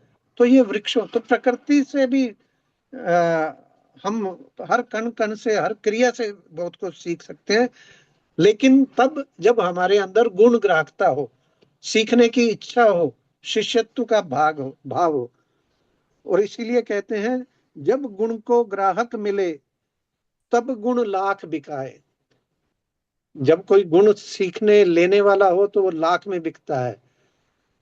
जब गुण को ग्राहक नहीं तो कोड़ी बदले जाए। फिर उस कितनी बढ़िया बात कह दे, राय दे दो, उसकी कोई कोड़ी की वैल्यू नहीं है। अब लास्ट शरणागति की बात हम कर रहे थे। तो शरणागति का मतलब टोटल सरेंडर, टोटल सरेंडर, कि तेरी रजा में हमारी रजा है, तू जो करेगा वो अच्छा है, मेरे तो गिरधर नागर दूसरा ना कोई। उस तरह की जब मन के अंदर आ जाए, और भले हम झूठे ही ये कहने लगे, लेकिन जब कहने लगते हैं तो धीरे धीरे वो भाव फिर हमारे अंदर उतरने लगते हैं। तो स्वामी परम श्रद्धेय स्वामी जी कहते हैं मनुष्य शरीर का मिलना ही अपने आप में गारंटी है कि हम अपना कल्याण कर सकते हैं। और परमात्मा प्राप्ति हम सब का जन्म सिद्ध अधिकार है। अर्जुन यहाँ सर्वथा शरण नहीं हुए क्योंकि यहाँ भी वो कह रहा है जी शिक्षा दीजिए। वो कहता है कि मैं आपकी शरण में हूँ, अब जो आप कहें मेरे लिए अच्छा ही होगा। वो कह रहे हैं नहीं, मेरे को शिक्षा दो, मतलब अभी भी उसमें कुछ ना कुछ अपना मताग्रह भारी है। तो शरणागत का समस्त दायित्व सामने वाले पर आ जाता है। हम प्रभु के शरणागत होते हैं तो अब ये प्रभु की जिम्मे है कि वो जो करेंगे अच्छा करेंगे। और शरणागत होकर फिर हम चिंता करें कि हमारा क्या होगा, तो फिर उस प्रभु का ये एक तरह से अपमान होता है कि हम उस पर विश्वास नहीं कर रहे। तो शरणागत के समस्त दोषों के शमन करने की जिम्मेदारी भगवान स्वयं वहन करते हैं। जैसे माँ एक अपने बच्चे को हर तरह से संभालती है। बच्चे को किसी वजह से कोई दवा भी देनी है तो वो दवा बच्चे को ना देके माँ को दी जाती है, ताकि माँ के दूध से बच्चे के शरीर में आ सके। तो शरणागत का मतलब बिल्कुल भगवान के सरेंडर हो जाए। आगे ये शरणागत के 6 लक्षण दिए हुए हैं, ये आप पढ़ लीजिए। मैं मुख्यतः अनुकूलस्य संकल्प, प्रतिकूलस्य वर्जनम, जो चीजें अनुकूल उन्हें स्वीकार करना, मतलब जो आपकी सही मार्ग पे चलने का, शुद्ध भक्ति के लिए उन्हें स्वीकार करना, लेकिन उससे भी बड़ी बात कही है कि प्रतिकूलस्य वर्जनम, जो धर्म सम्मत है वो तो करना है, लेकिन जो विधि के विरुद्ध है, जो धर्म सम्मत नहीं है, उसे तो बिल्कुल नहीं करना है। ये उससे भी ज्यादा हमें समझना चाहिए। तो संक्षेप में हम आगे चलें कि परम श्रद्धेय स्वामी जी ने द्वारा जो एक महामंत्र है, जो हम रोज करते हैं, हर बार करते हैं, कि हे नाथ, हे मेरे नाथ, मैं केवल आपका हूं। हे नाथ, हे मेरे नाथ, आप कृपा करो, मैं आपको भूलूं नहीं। अब इसी क्रम में अगला श्लोक लेते हैं, 2.8। आदरणीय मधु दीदी जी। हरे कृष्ण भैया। न हि प्रपश्यामि ममापनुद्यात् यच्छोकमच्छोषणम् इन्द्रियाणाम् अवाप्य भूमावसपत्रमृदं राज्यं सुराणामपि चाधिपत्यम्। कारण कि पृथ्वी पर धन धान्य समृद्धि और शत्रु रहित राज्य तथा स्वर्ग में देवताओं का आधिपत्य मिल जाए तो भी इंद्रियों को सुखाने वाला मेरा जो शौक है वह दूर हो जाए, ऐसा मैं नहीं देखता हूँ। हरे कृष्ण। हरे कृष्ण। 2.7 में अर्जुन कह रहा है कि जी मैं आपके शरण में आ गया, मैं आपका शिष्य हूँ, मुझे शिक्षा दीजिए। और यहाँ क्या फिर अपनी बुद्धि लगा रहा है कि पृथ्वी पे धन धान्य और सब कुछ मिल जाए, देवताओं का आधिपत्य मिल जाए, तो भी इंद्रियों को जो मेरा शौक है, जो मेरे अंदर अपने गुरु, अपने पितामह को मारने का जो, वो दूर हो जाए, मैं ऐसा नहीं देखता। आपने जो कहा वो सही है, लेकिन बात तो मेरी ही सही रहेगी। ये जो हम में भी एक प्रवृत्ति रहती है ना, वही चीज अर्जुन यहाँ पकड़ के बैठा है। हम शरणागत भी होते हैं तो वहां तक होते हैं जहां हमें हमारी बुद्धि के हिसाब से ठीक लगता है। टोटल सरेंडर जो है वो हमें लगता है कि ये ऐसे कैसे हो जाएगा, ये तो नुकसान हो जाएगा। एक छोटा सा, हालांकि लेट चल रहे हैं, थोड़ा सा एक किस्सा सा सुनते हैं। एक बार एक पर्वतारोही एक ट्रेकिंग पे गया, ऊंचे एक पहाड़ पे, एवरेस्ट जैसे किसी पहाड़ पे अकेला चढ़ रहा था। अचानक मौसम खराब हो गया, आंधी तूफान आ गया और हालात इतने बिगड़ गए कि उसको लगा कि आज तो बचना मुश्किल है। थोड़ी देर तो उसने प्रयास किया, कहीं आड़ मिल जाए, कहीं किसी तरह से नीचे उतर लूं, कुछ नहीं मिला। तो जैसा हम सभी का हाल होता है, अंततः फिर हमें प्रभु की याद आती है। तो उसने भी फिर हाथ जोड़ के प्रभु से निवेदन किया, गजेंद्र मोक्ष की तरह। जैसे गजेंद्र को भी बाद में प्रभु का ध्यान आया कि प्रभु आज बचा लो, तू ही बचा सकता है, कैसे भी बचा, तू ही बचा। तो जैसे ही उसने सच्चे दिल से प्रभु को पुकार लगाई, तो ऊपर से आवाज आई कि ये तू रस्सी पकड़ ले। उसने देखा तो उसके बगल में एक रस्सी लटक रही थी। तो उसने रस्सी को पकड़ा, जरा सा झटका के देखा तो ऊपर कहीं बंधी होगी। उसने रस्सी को पकड़ लिया, फिर आवाज आई कि अब तू धीरे धीरे इस रस्सी को पकड़ के नीचे उतर जा। तो भगवान नाम लेते लेते वो धीरे धीरे रस्सी पकड़ के नीचे उतरने लगा। भगवान को धन्यवाद भी करता जा रहा था, नाम भी लेता जा रहा था। अंधेरा कुछ नहीं दिख रहा था, लेकिन वो नीचे उतर रहा था। तो नीचे उतरते उतरते एक ऐसी स्टेज आई कि वो रस्सी खत्म हो गई। अब रस्सी खत्म हो गई, नीचे उसको दिख नहीं रहा, ना साइड में कुछ भी नहीं दिख रहा, गुप्त अंधेरा। तो अब वो प्रभु को फिर याद करने लगा, तो आवाज आई कि रस्सी छोड़ दे, कूद जा। उसको लगा ऐसे कैसे छोड़ दूं, पता नहीं नीचे कितनी बड़ी अभी खाई है, पहाड़ है, ऐसे कूदा तो मर जाऊंगा मैं। तो अभी तक जो श्रद्धा थी, शरणागति थी, अब वो भूल गया। अब उसकी अपनी बुद्धि जागृत हो गई। उसको लगा, थोड़ी देर पकड़ के खड़ा रहा, फिर लगा छूट ना जाए, तो उसने वो रस्सी को अपनी कमर से बांध लिया और वहीं रुका रहा। और वो ठंड इतनी थी, तूफान इतना था, वो उस ठंड में पूरी रात पड़ा रहा और उसके प्राण निकल गए। अगले दिन जब रेस्क्यू टीम आई तो उन्होंने देखा कि वो बिल्कुल जो बेस कैंप से जरा सा ऊपर था, यानी कि वो छोड़ देता है तो वो नीचे लुढ़कते हुए बेस कैंप के पास पहुंच जाता है। लेकिन उसको अपनी बुद्धि पे ज्यादा विश्वास रहा भगवान की बजाय, तो उसका फिर जो होना था वही हुआ। और शायद हम भी अक्सर शायद ऐसा ही करते हैं। तो वही अर्जुन का यहाँ हाल है कि वो शोक में है, अशांत है, और उसको नहीं मालूम कि कर्तव्य कर्म अब कौन सा ठीक रहेगा, युद्ध करना ठीक रहेगा या ना करना ठीक रहेगा। और जब तक इसका सही सही अंदाजा नहीं हो तो फिर जीवन में अशांति तो रहती है। तो हमारा कर्तव्य कर्म क्या है, इससे पहले तो हमें ये जानना जरूरी है कि हम हैं कौन, हमारी ड्यूटी क्या है। उससे पहले तो हमारा सच्चा स्वरूप क्या है। तो जीवन में ये जो हम अपने आप को शरीर मान बैठे हैं, अपना स्वरूप भूल बैठे हैं, यही हमारे कल्याण में शायद सबसे बड़ी बाधा है। तो जो मूल में भूल हम कर देते हैं वो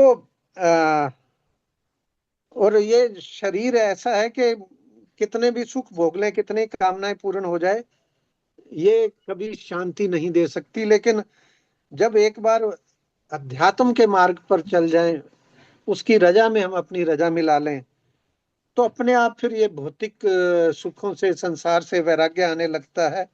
और जब जीवन में वैराग्य आ जाए तो फिर अपने आप शांति भी आ जाती है, कल्याण भी होने लगता है। तो एक चीज और समझने की है, जीवन में धन आए, सुख आए, उससे बंधन नहीं होते हैं। बंधन होते हैं सुखासक्ति से। हम उस सुखों को से जो आसक्ति बना लेते हैं, आए तो खुश, ना आए तो खुश, जो एक समता की बात हम और आगे सीखेंगे, तो उससे बंधन नहीं है। तो मेन जो चीज है कि हमारा अंतिम लक्ष्य क्या है, उस अविनाशी परम सुख को प्राप्त करना, जिसके लिए ये हमें जन्म मिला है। ये चीज हमें और यहाँ समझनी चाहिए और उसको अच्छे से संकल्प में शामिल करना चाहिए।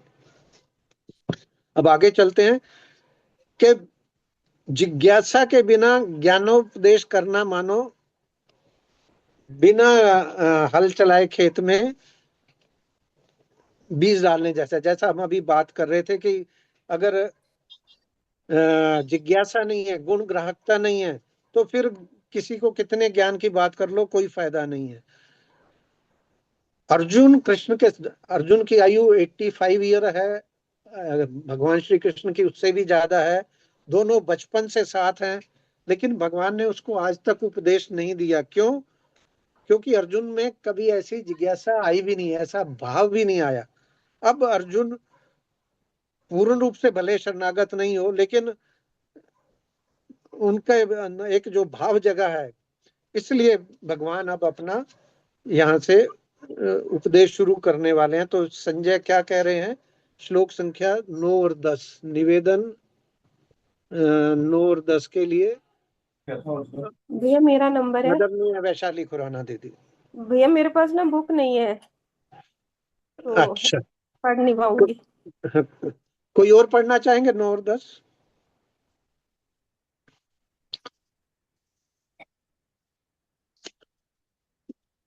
मैं पढ़ूं भैया? जी, 9 और 10। संजय उवाच एवमुक्त्वा ऋषिकेशं गुडाकेशः परन्तप नो यस्य इति गोविन्दमुक्त्वा तूष्णीं बन्धुवः तमुवाच ऋषिकेशः प्रहसन्निव भारत सेनायोरुभयोर्मध्ये विषीदन्तीमिदं वचः। संजय बोले, हे शत्रुतापन धृतराष्ट्र, ऐसा कहकर निद्रा को जीतने वाले अर्जुन अंतर्यामी भगवान गोविंद से मैं युद्ध नहीं करूंगा ऐसा साफ साफ कहकर चुप हो गए। हे भरत वंशोद्भव धृतराष्ट्र, दोनों सेनाओं के मध्य भाग में विषाद करते हुए अर्जुन के प्रति हंसते हुए वे भगवान ऋषिकेश ये वचन बोले। हरे कृष्ण। हरे कृष्णा। अर्जुन ने 7वें श्लोक में तो शरणागति की बात की थी, फिर 8वें में थोड़ा थोड़ा बदल गया कि मुझे तो ऐसा नहीं दिखता है, और यहाँ तो बिल्कुल और बदल गया कि मैं युद्ध नहीं करूंगा, और ऐसा कहकर चुप हो गए। अब उसका ये हाल देखकर भगवान मंद मंद मुस्काने लगे। क्यों? अर्जुन की शरणागति अभी अधूरी है, वो आने तो लगा है लेकिन अभी अधूरी है। उसने कह दिया मैं आपकी शरण में हूं, और तुरंत ही फिर ये भी कह दिया कि मैं युद्ध नहीं करूंगा। तो इससे ये एक तरह से अर्जुन हमें रिप्रेजेंट कर रहा है कि हमारा मताग्रह कितना प्रबल होता है। हम बात सुनते भी हैं लेकिन करना अपने मन की चाहते हैं। तो मताग्रह और मोह बार बार सिर उठा लेता है। और रामचरित्र मानस में जहाँ काक भुषुंडी जी गरुड़ जी को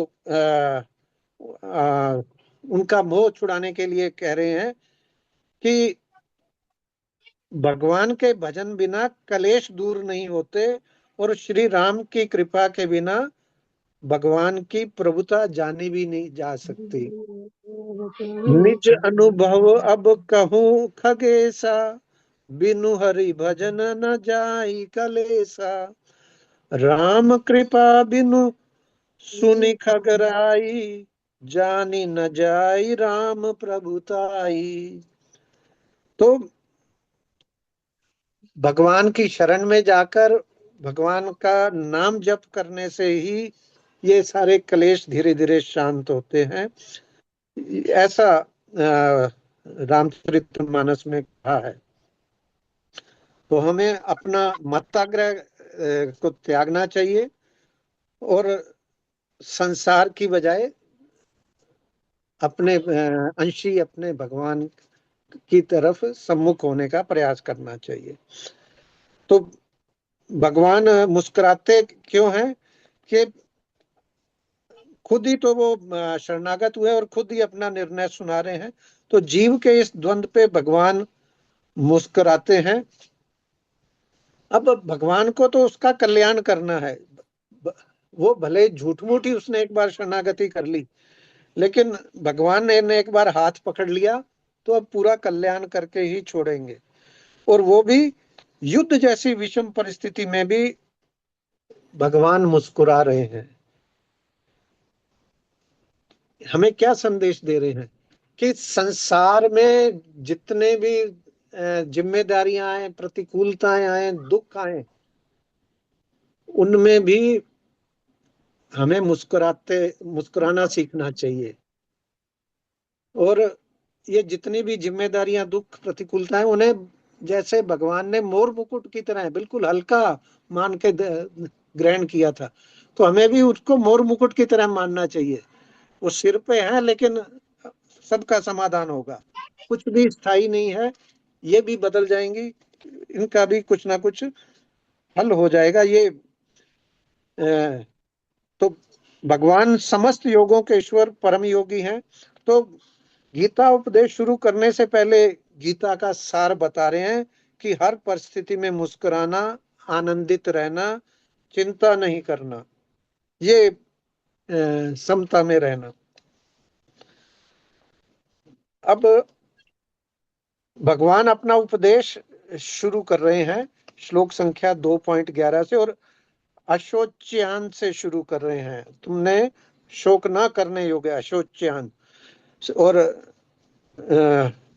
गीता समस्त चिंता, शोक, तनाव मुक्ति का रामबाण उपाय है। ये अब हम 11 से 30 तक इसको समझेंगे। तो निवेदन आदरणीय आशुतोष जी से, आपने कहा था श्लोक पढ़ने के लिए, और अगर आशुतोष जी नहीं और राकेश गुप्ता जी हो, आपने भी श्लोक पढ़ने के लिए सहमति दी थी।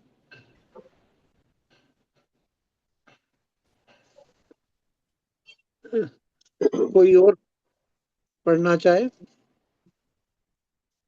श्लोक संख्या 11। मैं पढ़ता हूँ। जी जी बिल्कुल। हरे कृष्णा। हरे कृष्ण दीदी। अशोच्यानाम् अशोचस्त्वं प्रज्ञावदांश भाषसे गताशुष नानो शोचन्ति पंडित।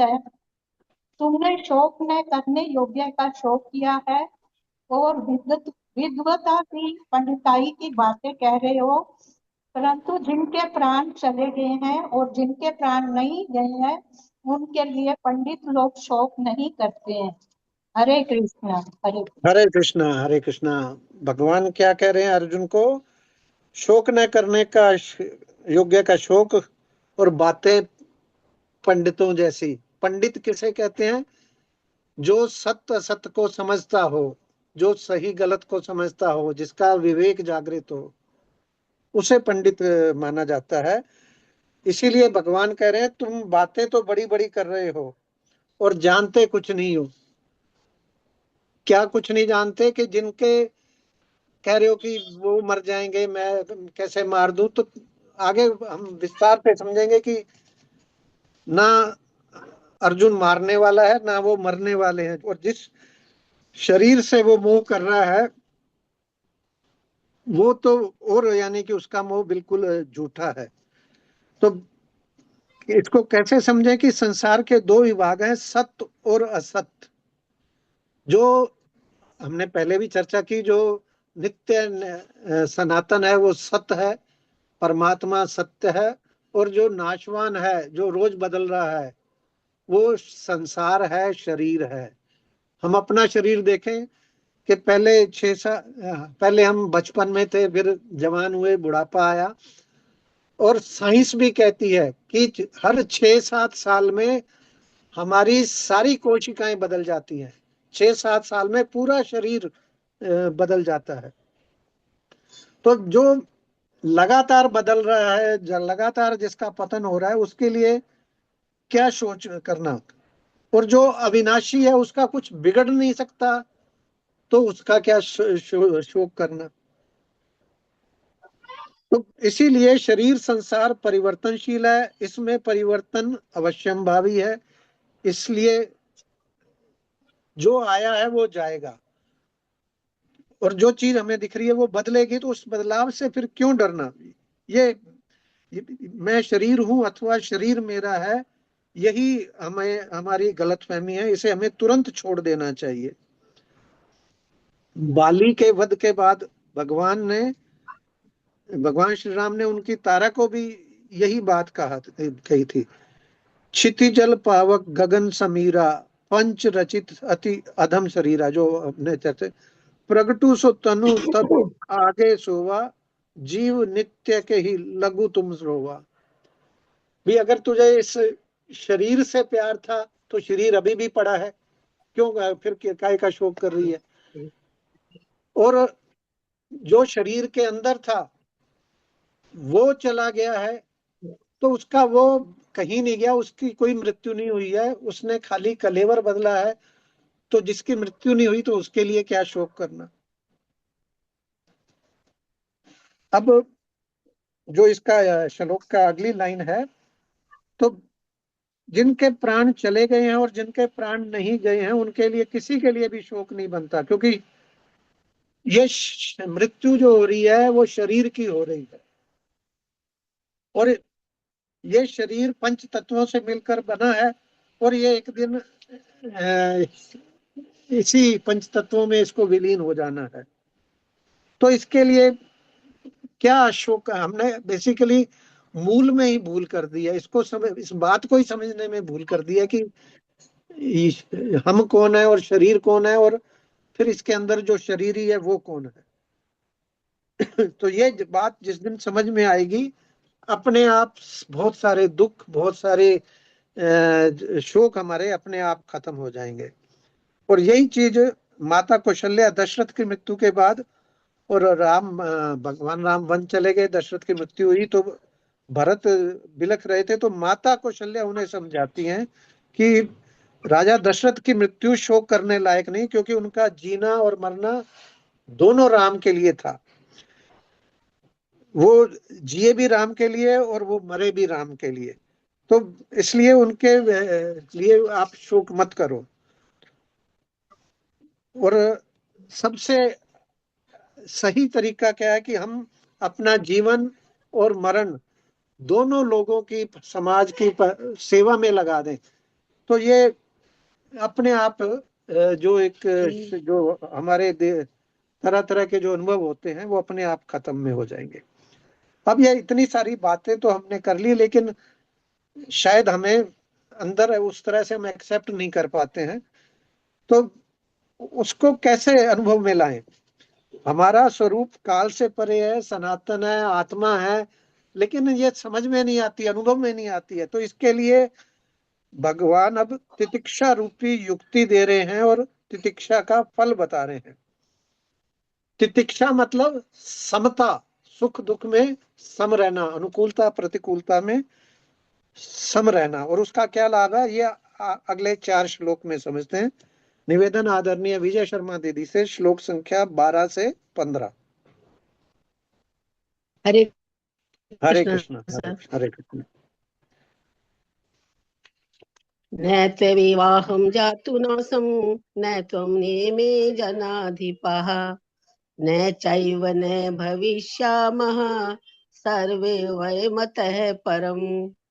किसी काल में मैं नहीं था और तू नहीं था, तथा ये राजा लोग नहीं थे, यह बात भी नहीं है, और इसके बाद भविष्य में तू और राजा लोग हम सभी नहीं रहेंगे, यह बात भी नहीं है। न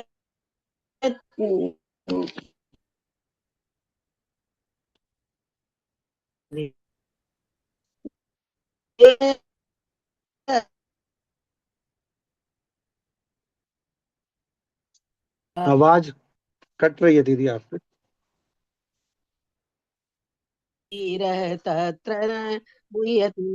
बालपन, जवानी और वृद्धावस्था होती है, ऐसे ही दूसरे शरीर की प्राप्ति होती है।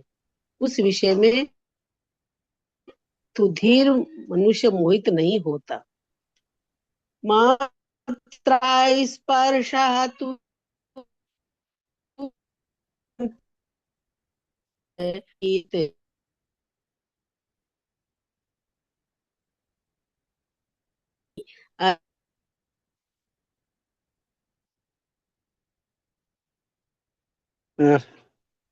दीदी आवाज कट रही है, मैं पढ़ देता हूँ कि किसी काल में मैं नहीं था, तू नहीं था, और ये राजा लोग नहीं थे, यह बात भी नहीं हम है। धीरम से इस विषय में धीर मनुष्य मोहित नहीं होता। हे कुंती नंदन, इंद्रियों के विषय जड़ पदार्थ शीत और उष्ण प्रतिकूलता के द्वारा सुख और दुख देने वाले हैं, तथा आने जाने वाले और अनित्य हैं। हे भरत वंशोद्भव अर्जुन, उनको तुम सहन करो। कारण है, हे पुरुषों में श्रेष्ठ अर्जुन, सुख दुख में सम रहने वाले जिस बुद्धिमान मनुष्य को यह मात्रा स्पर्श यानी पदार्थ विचलित सुखी दुखी नहीं करते, वह अमर होने में समर्थ हो जाता है, अर्थात वह अमर हो जाता है। हरे कृष्ण। हरे कृष्णा, हरे कृष्णा। एक एक करके हम श्लोकों को लेते हैं। हरे कृष्णा दीदी, हरे कृष्णा। 12वें श्लोक में भगवान कह रहे हैं कि किसी काल में मैं नहीं था, तू नहीं था, ये बात नहीं है, और हम नहीं रहेंगे, यह बात भी नहीं है। ये किस संदर्भ में कह रहे हैं? जब वो हम अपने आप को आत्मा के रूप में देखते हैं। ये आत्मा पहले भी थी, आज भी है, आगे भी रहेगी। इसकी यात्रा चलती रहेगी, खाली ये शरीर बदलती रहेगी।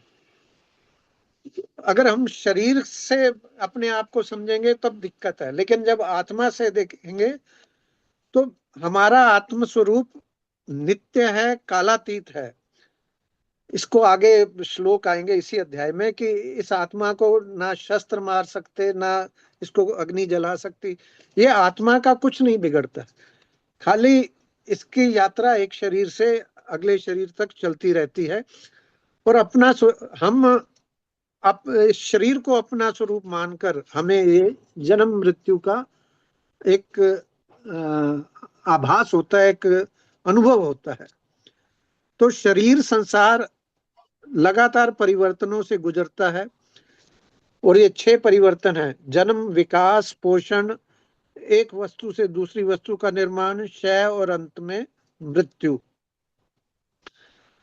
लेकिन हम शरीर नहीं, शरीर को जानने वाले हैं। शरीर में जो शरीरी है हम वो हैं। हमारी एकता भगवान से है, और हमारी मृत्यु असंभव है। असंभव कैसे? अब कबीर जी से किसी ने पूछा कि आपकी मृत्यु कब होगी, तो कबीर जी क्या बोलते हैं? राम मरे तो मैं मरूं, नहीं तो मरे बलाए, अविनाशी का बाल का मरे न मारा जाए। जो अगर मेरी बात करते हो, जो मैं अविनाशी का बालक हूं, अंश हूं, मुझे ना मरे, मैं मरे ना मारा जाए। तो ये एक चीज यहाँ पहले श्लोक 12वें में समझने की है। फिर जो अगला है, देहधारी के इस मनुष्य शरीर में जैसे अलग अलग अवस्थाएं आती हैं, बालकपन, जवानी, वृद्धा, ऐसे ही दूसरे शरीरों की प्राप्ति होती है। हमारा जब हम इस शरीर में होते हैं तो हम खुद साक्षी होते हैं, दृष्टा होते हैं, और देख रहे होते हैं कि बचपन था, फिर जवानी आई, फिर बुढ़ापा आया। लेकिन क्या जो इन सब को दृष्टा भाव से देख रहा है उसमें कोई परिवर्तन आया है? तो और वृद्धावस्था के बाद फिर देहांतर, एक देह से दूसरी देह, एक तरह से कपड़ा बदल रही है हमारी आत्मा, कलेवर बदल रही है अपना, दूसरे जन्म को प्राप्त होती है। लेकिन जो विवेकशील है, धीर है, वो इस परिवर्तन से व्यतीत नहीं होता। हमारी इस आत्मा के बहुत सारे जन्म हुए हैं, परिवर्तन हुए हैं, लेकिन इसमें कोई परिवर्तन नहीं हुआ है। हम साक्षी मात्र हैं, और इतनी सारी योनियों से हम यात्रा करते आए हैं, इसमें कोई परिवर्तन नहीं हुआ है। श्लोक संख्या 14। हे कुंती नंदन, इंद्रियों के विषय तो शीत और उष्ण के, शीत और उष्ण मतलब अनुकूलता प्रतिकूलता के द्वारा सुख और दुख देने वाले हैं, और आने जाने और अनित्य है। यदि हम अपने को शरीर मान लें और संसार से जुड़ा मान लें, और फिर इंद्रियों के सुखों से अपने आप को सुखी दुखी समझेंगे, अगर आत्म स्वरूप में मानेंगे तो हम इनसे परे हैं। लेकिन जब हम शरीर और इंद्रियों के थ्रू जज करने लगते हैं, तो फिर प्रत्येक इंद्रिय की अपने विषय में 5 इंद्रियां, उनके 5 विषय, जैसे घ्राणेन्द्रिय नाक है तो सुगंध उसका विषय है, स्किन त्वचा जो है, स्पर्श इसका विषय है। तो प्रत्येक इंद्रिय के अपने विषय में आसक्ति होती है, और इसी कुछ विषय प्रतिकूल महसूस, जब वो हमारे अनुरूप होता है तो अनुकूल लगता है, प्रतिकूल होता है तो फिर वो हमें अच्छा नहीं लगता है, उसके प्रति द्वेष आता है। इसी राग द्वेष में हमारी सुखासक्ति छिपी हुई है। तो अनुकूल प्रतिकूल जो भी परिस्थितियां आती है, उनमें एक सत्य ये भी है कि ये भी निरंतर बदलती रहती है।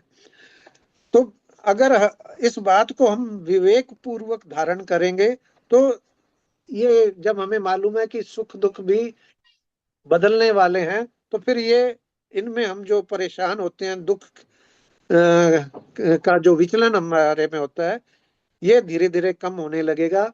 इसी को तितिक्षा या समता कहा गया है। तो परम सत्य की प्राप्ति के उद्देश्य से सुख दुख को प्रसन्नता पूर्वक सहना, उसकी रजा में राजी रहना, यही यहाँ गीता हमें समझाना चाह रही है। अब आखिरी जो 15वां श्लोक है कि हे भरतवंशी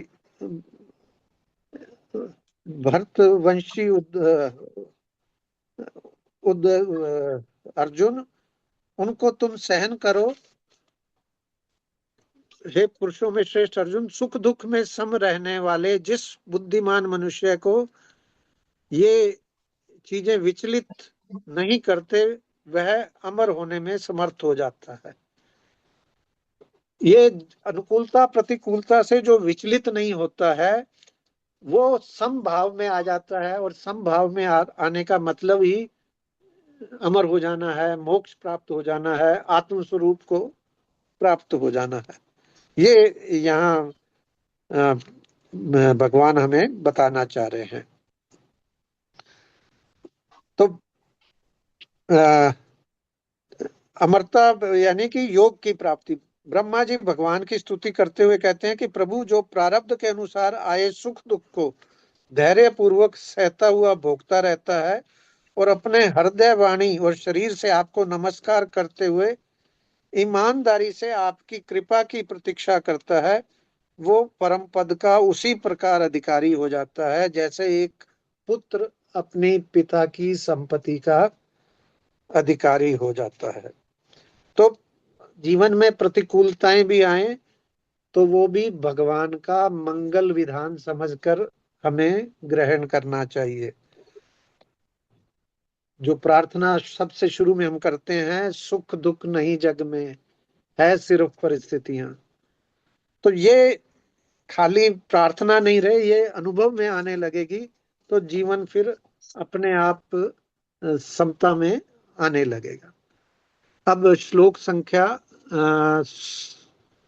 16, ये सांख्य योग जो ये चैप्टर है, इसका सार इस श्लोक में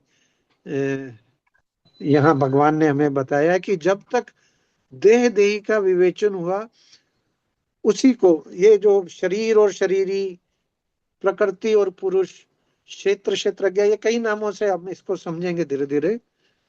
तो श्लोक संख्या 16 कोई पढ़ना चाहेंगे? मैं पढ़ देती हूँ सर। जी जी दीदी।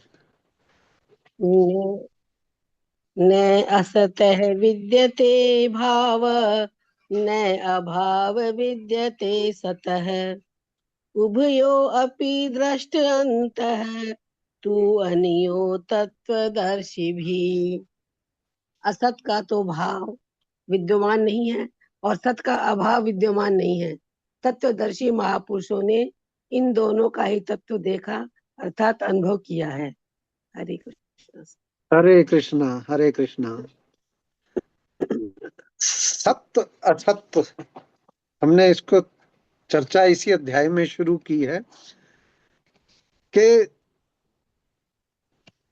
सत्य क्या है, जो सदा सनातन है, नित्य है, परमात्मा का स्वरूप सत्य माना गया है।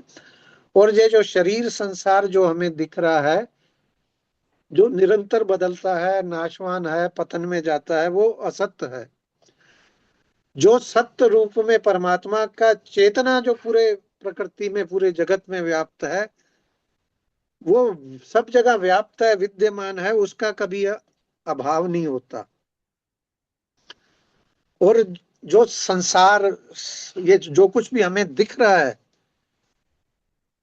वो कितना भी पाले उसका अभाव रहता है। ये इसको समझने की बात है। और इसीलिए स्वामी जी कहते हैं कि इस श्लोक के जो पहली लाइन के जो 16 शब्द हैं, इसी में पूरा सार आ गया है। असत की सत्ता नहीं है। असत मतलब ये संसार, प्रकृति, शरीर असत चाहे दिख रहा हो, लेकिन उसका अस्तित्व नहीं है। शरीर उत्पत्ति के पहले भी नहीं था, मरने के बाद भी नहीं रहेगा। वर्तमान में उसका वो निरंतर बदल रहा है, और निरंतर यानी कि उसका पतन शुरू हो गया है। वो जन्म होते ही एक तरह से मरने की प्रक्रिया शुरू हो जाती है। हम जी रहे हैं, ये हमारी गलतफहमी है। वस्तुतः शरीर प्रतिक्षण नाश में जा रहा है। और इसी तरह से सत्य, या जिसको शरीर ही कहते हैं, उसका कहीं भी कोई अभाव नहीं। वो सब चेतन रूप में सब जगह व्याप्त है। जैसे सूर्य रात्रि को नहीं दिखता है, तो उसका मतलब ये नहीं है कि सूर्य है नहीं। वो हमें नहीं दिख रहा, वो पृथ्वी के दूसरी तरफ है, लेकिन वो है। या हम जो सुनने की हमारी क्षमता है, वो एक लिमिट में है। उससे कम की कोई साउंड हो, या उससे ज्यादा वाइब्रेशन की साउंड हो, तो वो हमें सुनाई नहीं देती। कुत्ते वगैरह सुन लेते हैं, या और पशु पक्षी सुन लेते हैं। लेकिन अगर हमें नहीं सुनाई दे रही, तो इसका मतलब ये नहीं है कि वो साउंड नहीं है। तो ये शरीर नहीं था तब भी शरीर ही था। जो हमारे अंदर जो भी शरीरी तत्व है, आत्म तत्व है, इस शरीर से पहले भी था, और इसके नहीं रहने पे भी रहेगा। ये आगे कहीं चला जाएगा। तो इस शरीर की अवस्था में नित्य परिवर्तन जो हो रहे हैं, इसका साक्षी भी हमारा वो आत्म स्वरूप आत्मा है। यह तो ये शरीरी की सत्ता का कभी अभाव नहीं होगा। फिर जो अगले जो लाइन है इसमें 16वें श्लोक की, केवल सत्य है, असत्य है ही नहीं, यही संपूर्ण वेदांत है। सिर्फ सत्य है, असत्य तो दिखता है, एक माया है। वो उसको कभी भी हम सत्य नहीं माने। यही वेदांत है। असत्य कभी है ही नहीं, आसक्ति के कारण उसकी प्रतीति होती है। तो जो सत्य असत्य के तत्व को इस तरह से जानता है, वही तत्वदर्शी कहलाता है। तत्व ज्ञान की हम बात करते हैं ना, तो तत्व ज्ञान क्या है? अपने सच्चे आत्म स्वरूप का ज्ञान। सत्य क्या है? असत्य होने का ज्ञान। यही तत्व ज्ञान है, और यही वेदांत का सार है। इसीलिए श्री कृष्ण के भगवान कहते हैं कि उद्धव, मन बुद्धि इंद्रियों के द्वारा जो भी देखा सुना जाता है अथवा अनुभव किया जाता है, वो केवल मैं हूं। अब भगवान ने कुछ चीज और भी कह रहे हैं, कि पहले तो कह रहे हैं कि सत्य क्या है, असत्य क्या है, और अब कह रहे हैं कि सत्य भी मैं हूं, असत्य भी मैं हूं। तो जो इंद्रियों द्वारा जो भी देख रहे हो, सुन रहे हो, महसूस कर रहे हो, अनुभव कर रहे हो, वह केवल मैं हूं। मेरे अलावा कोई तत्व नहीं है। इसे तुम अच्छे से स्वीकार कर लो। कैसे? एक नूर है सब में समाया।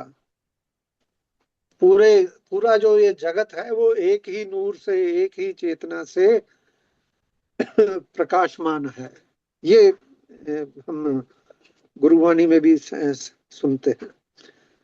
तो ये जो पूरा सांख्य योग का सार है, वो यहाँ इस श्लोक संख्या 16 में आ गया है। तो टाइम हो गया है। 18 तक सोचा था, ये 2 श्लोक अब अगली कक्षा में लेंगे। अभी तक जो पढ़ा है उस पे अगर आप कुछ पूछना चाहते हैं, कुछ कहना चाहते हैं, तो आप सब सादर आमंत्रित हैं। थोड़ा सा क्लिष्ट कह लें, थोड़ा सा गहरी बातें थी, पर ये इसको एक बार समझ लेंगे तो फिर गीता बड़ी सरल हो जाएगी। कोई भी इस बारे में कुछ कहना चाहता हो, सब पूछना चाहता हो, तो आप सब सादर आमंत्रित हैं।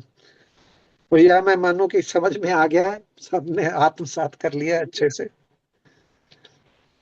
चलिए, तो अगर किसी को नहीं कुछ कहना है, तो फिर आप सबकी अनुमति से आज कक्षा को यहीं विराम देते हैं। 2 श्लोक रह गए, इनको अगली कक्षा में लेंगे।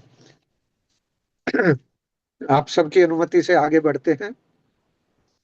गोविंद जय जय गोपाल जय जय गोविंद जय गोविंद जय जय पाल जय जय राधा राधा रमन हरि हरि गोविंद जय जय जय राधा राधा रमन हरि गोविंद जय गोविंद जय जय जय गोविंद जय जय गोपाल जय गोपाल जय जय जय गोविंद जय जय गोपाल जय जय राधा रमण हरि गोविंद जय राधा रमन हरि गोविंद जय जय हरे कृष्ण। नाम संकीर्तनम यस्य सर्व पाप प्रणाशनम प्रणामो दुख शमनस्तम नमामि हरिम परम।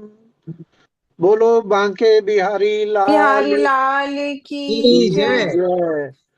बोलो राधा गोविंद सरकार की कार की जय जय। मर्यादा पुरुषोत्तम भगवान श्री राम राम की की जय जनक नंदनी माता सीता की जय। जय समस्त देवी देवताओं की जय श्रीमद् भगवत महापुराण की जय। जय साधक संजीवनी की जय। जय श्री गुरु महाराज की जय सब संतों की जय सब भक्तों की जय अनंत कोटि वैष्णव जन की जय। जय आज के आनंद की जय। जय वही प्रार्थना पे खत्म करते हैं जो आज समझी है कि हे नाथ, हे मेरे नाथ, मैं हे आपको नाथ भूलूं नहीं। हे नाथ हे मेरे नाथ मैं नाथ आपको भूलूं नहीं। हे नाथ, हे मेरे नाथ, मैं केवल आपका हूँ। हे नाथ हे मेरे नाथ मैं केवल आपका हूँ। हरे कृष्ण। आप सभी सम्मानित वैष्णव जनों को बहुत बहुत वंदन, कोटि कोटि आभार। हरे कृष्ण हरे कृष्ण। हरे कृष्ण हरे हरे कृष्ण हरे कृष्ण हरे कृष्ण हरे कृष्ण। हरे कृष्णा।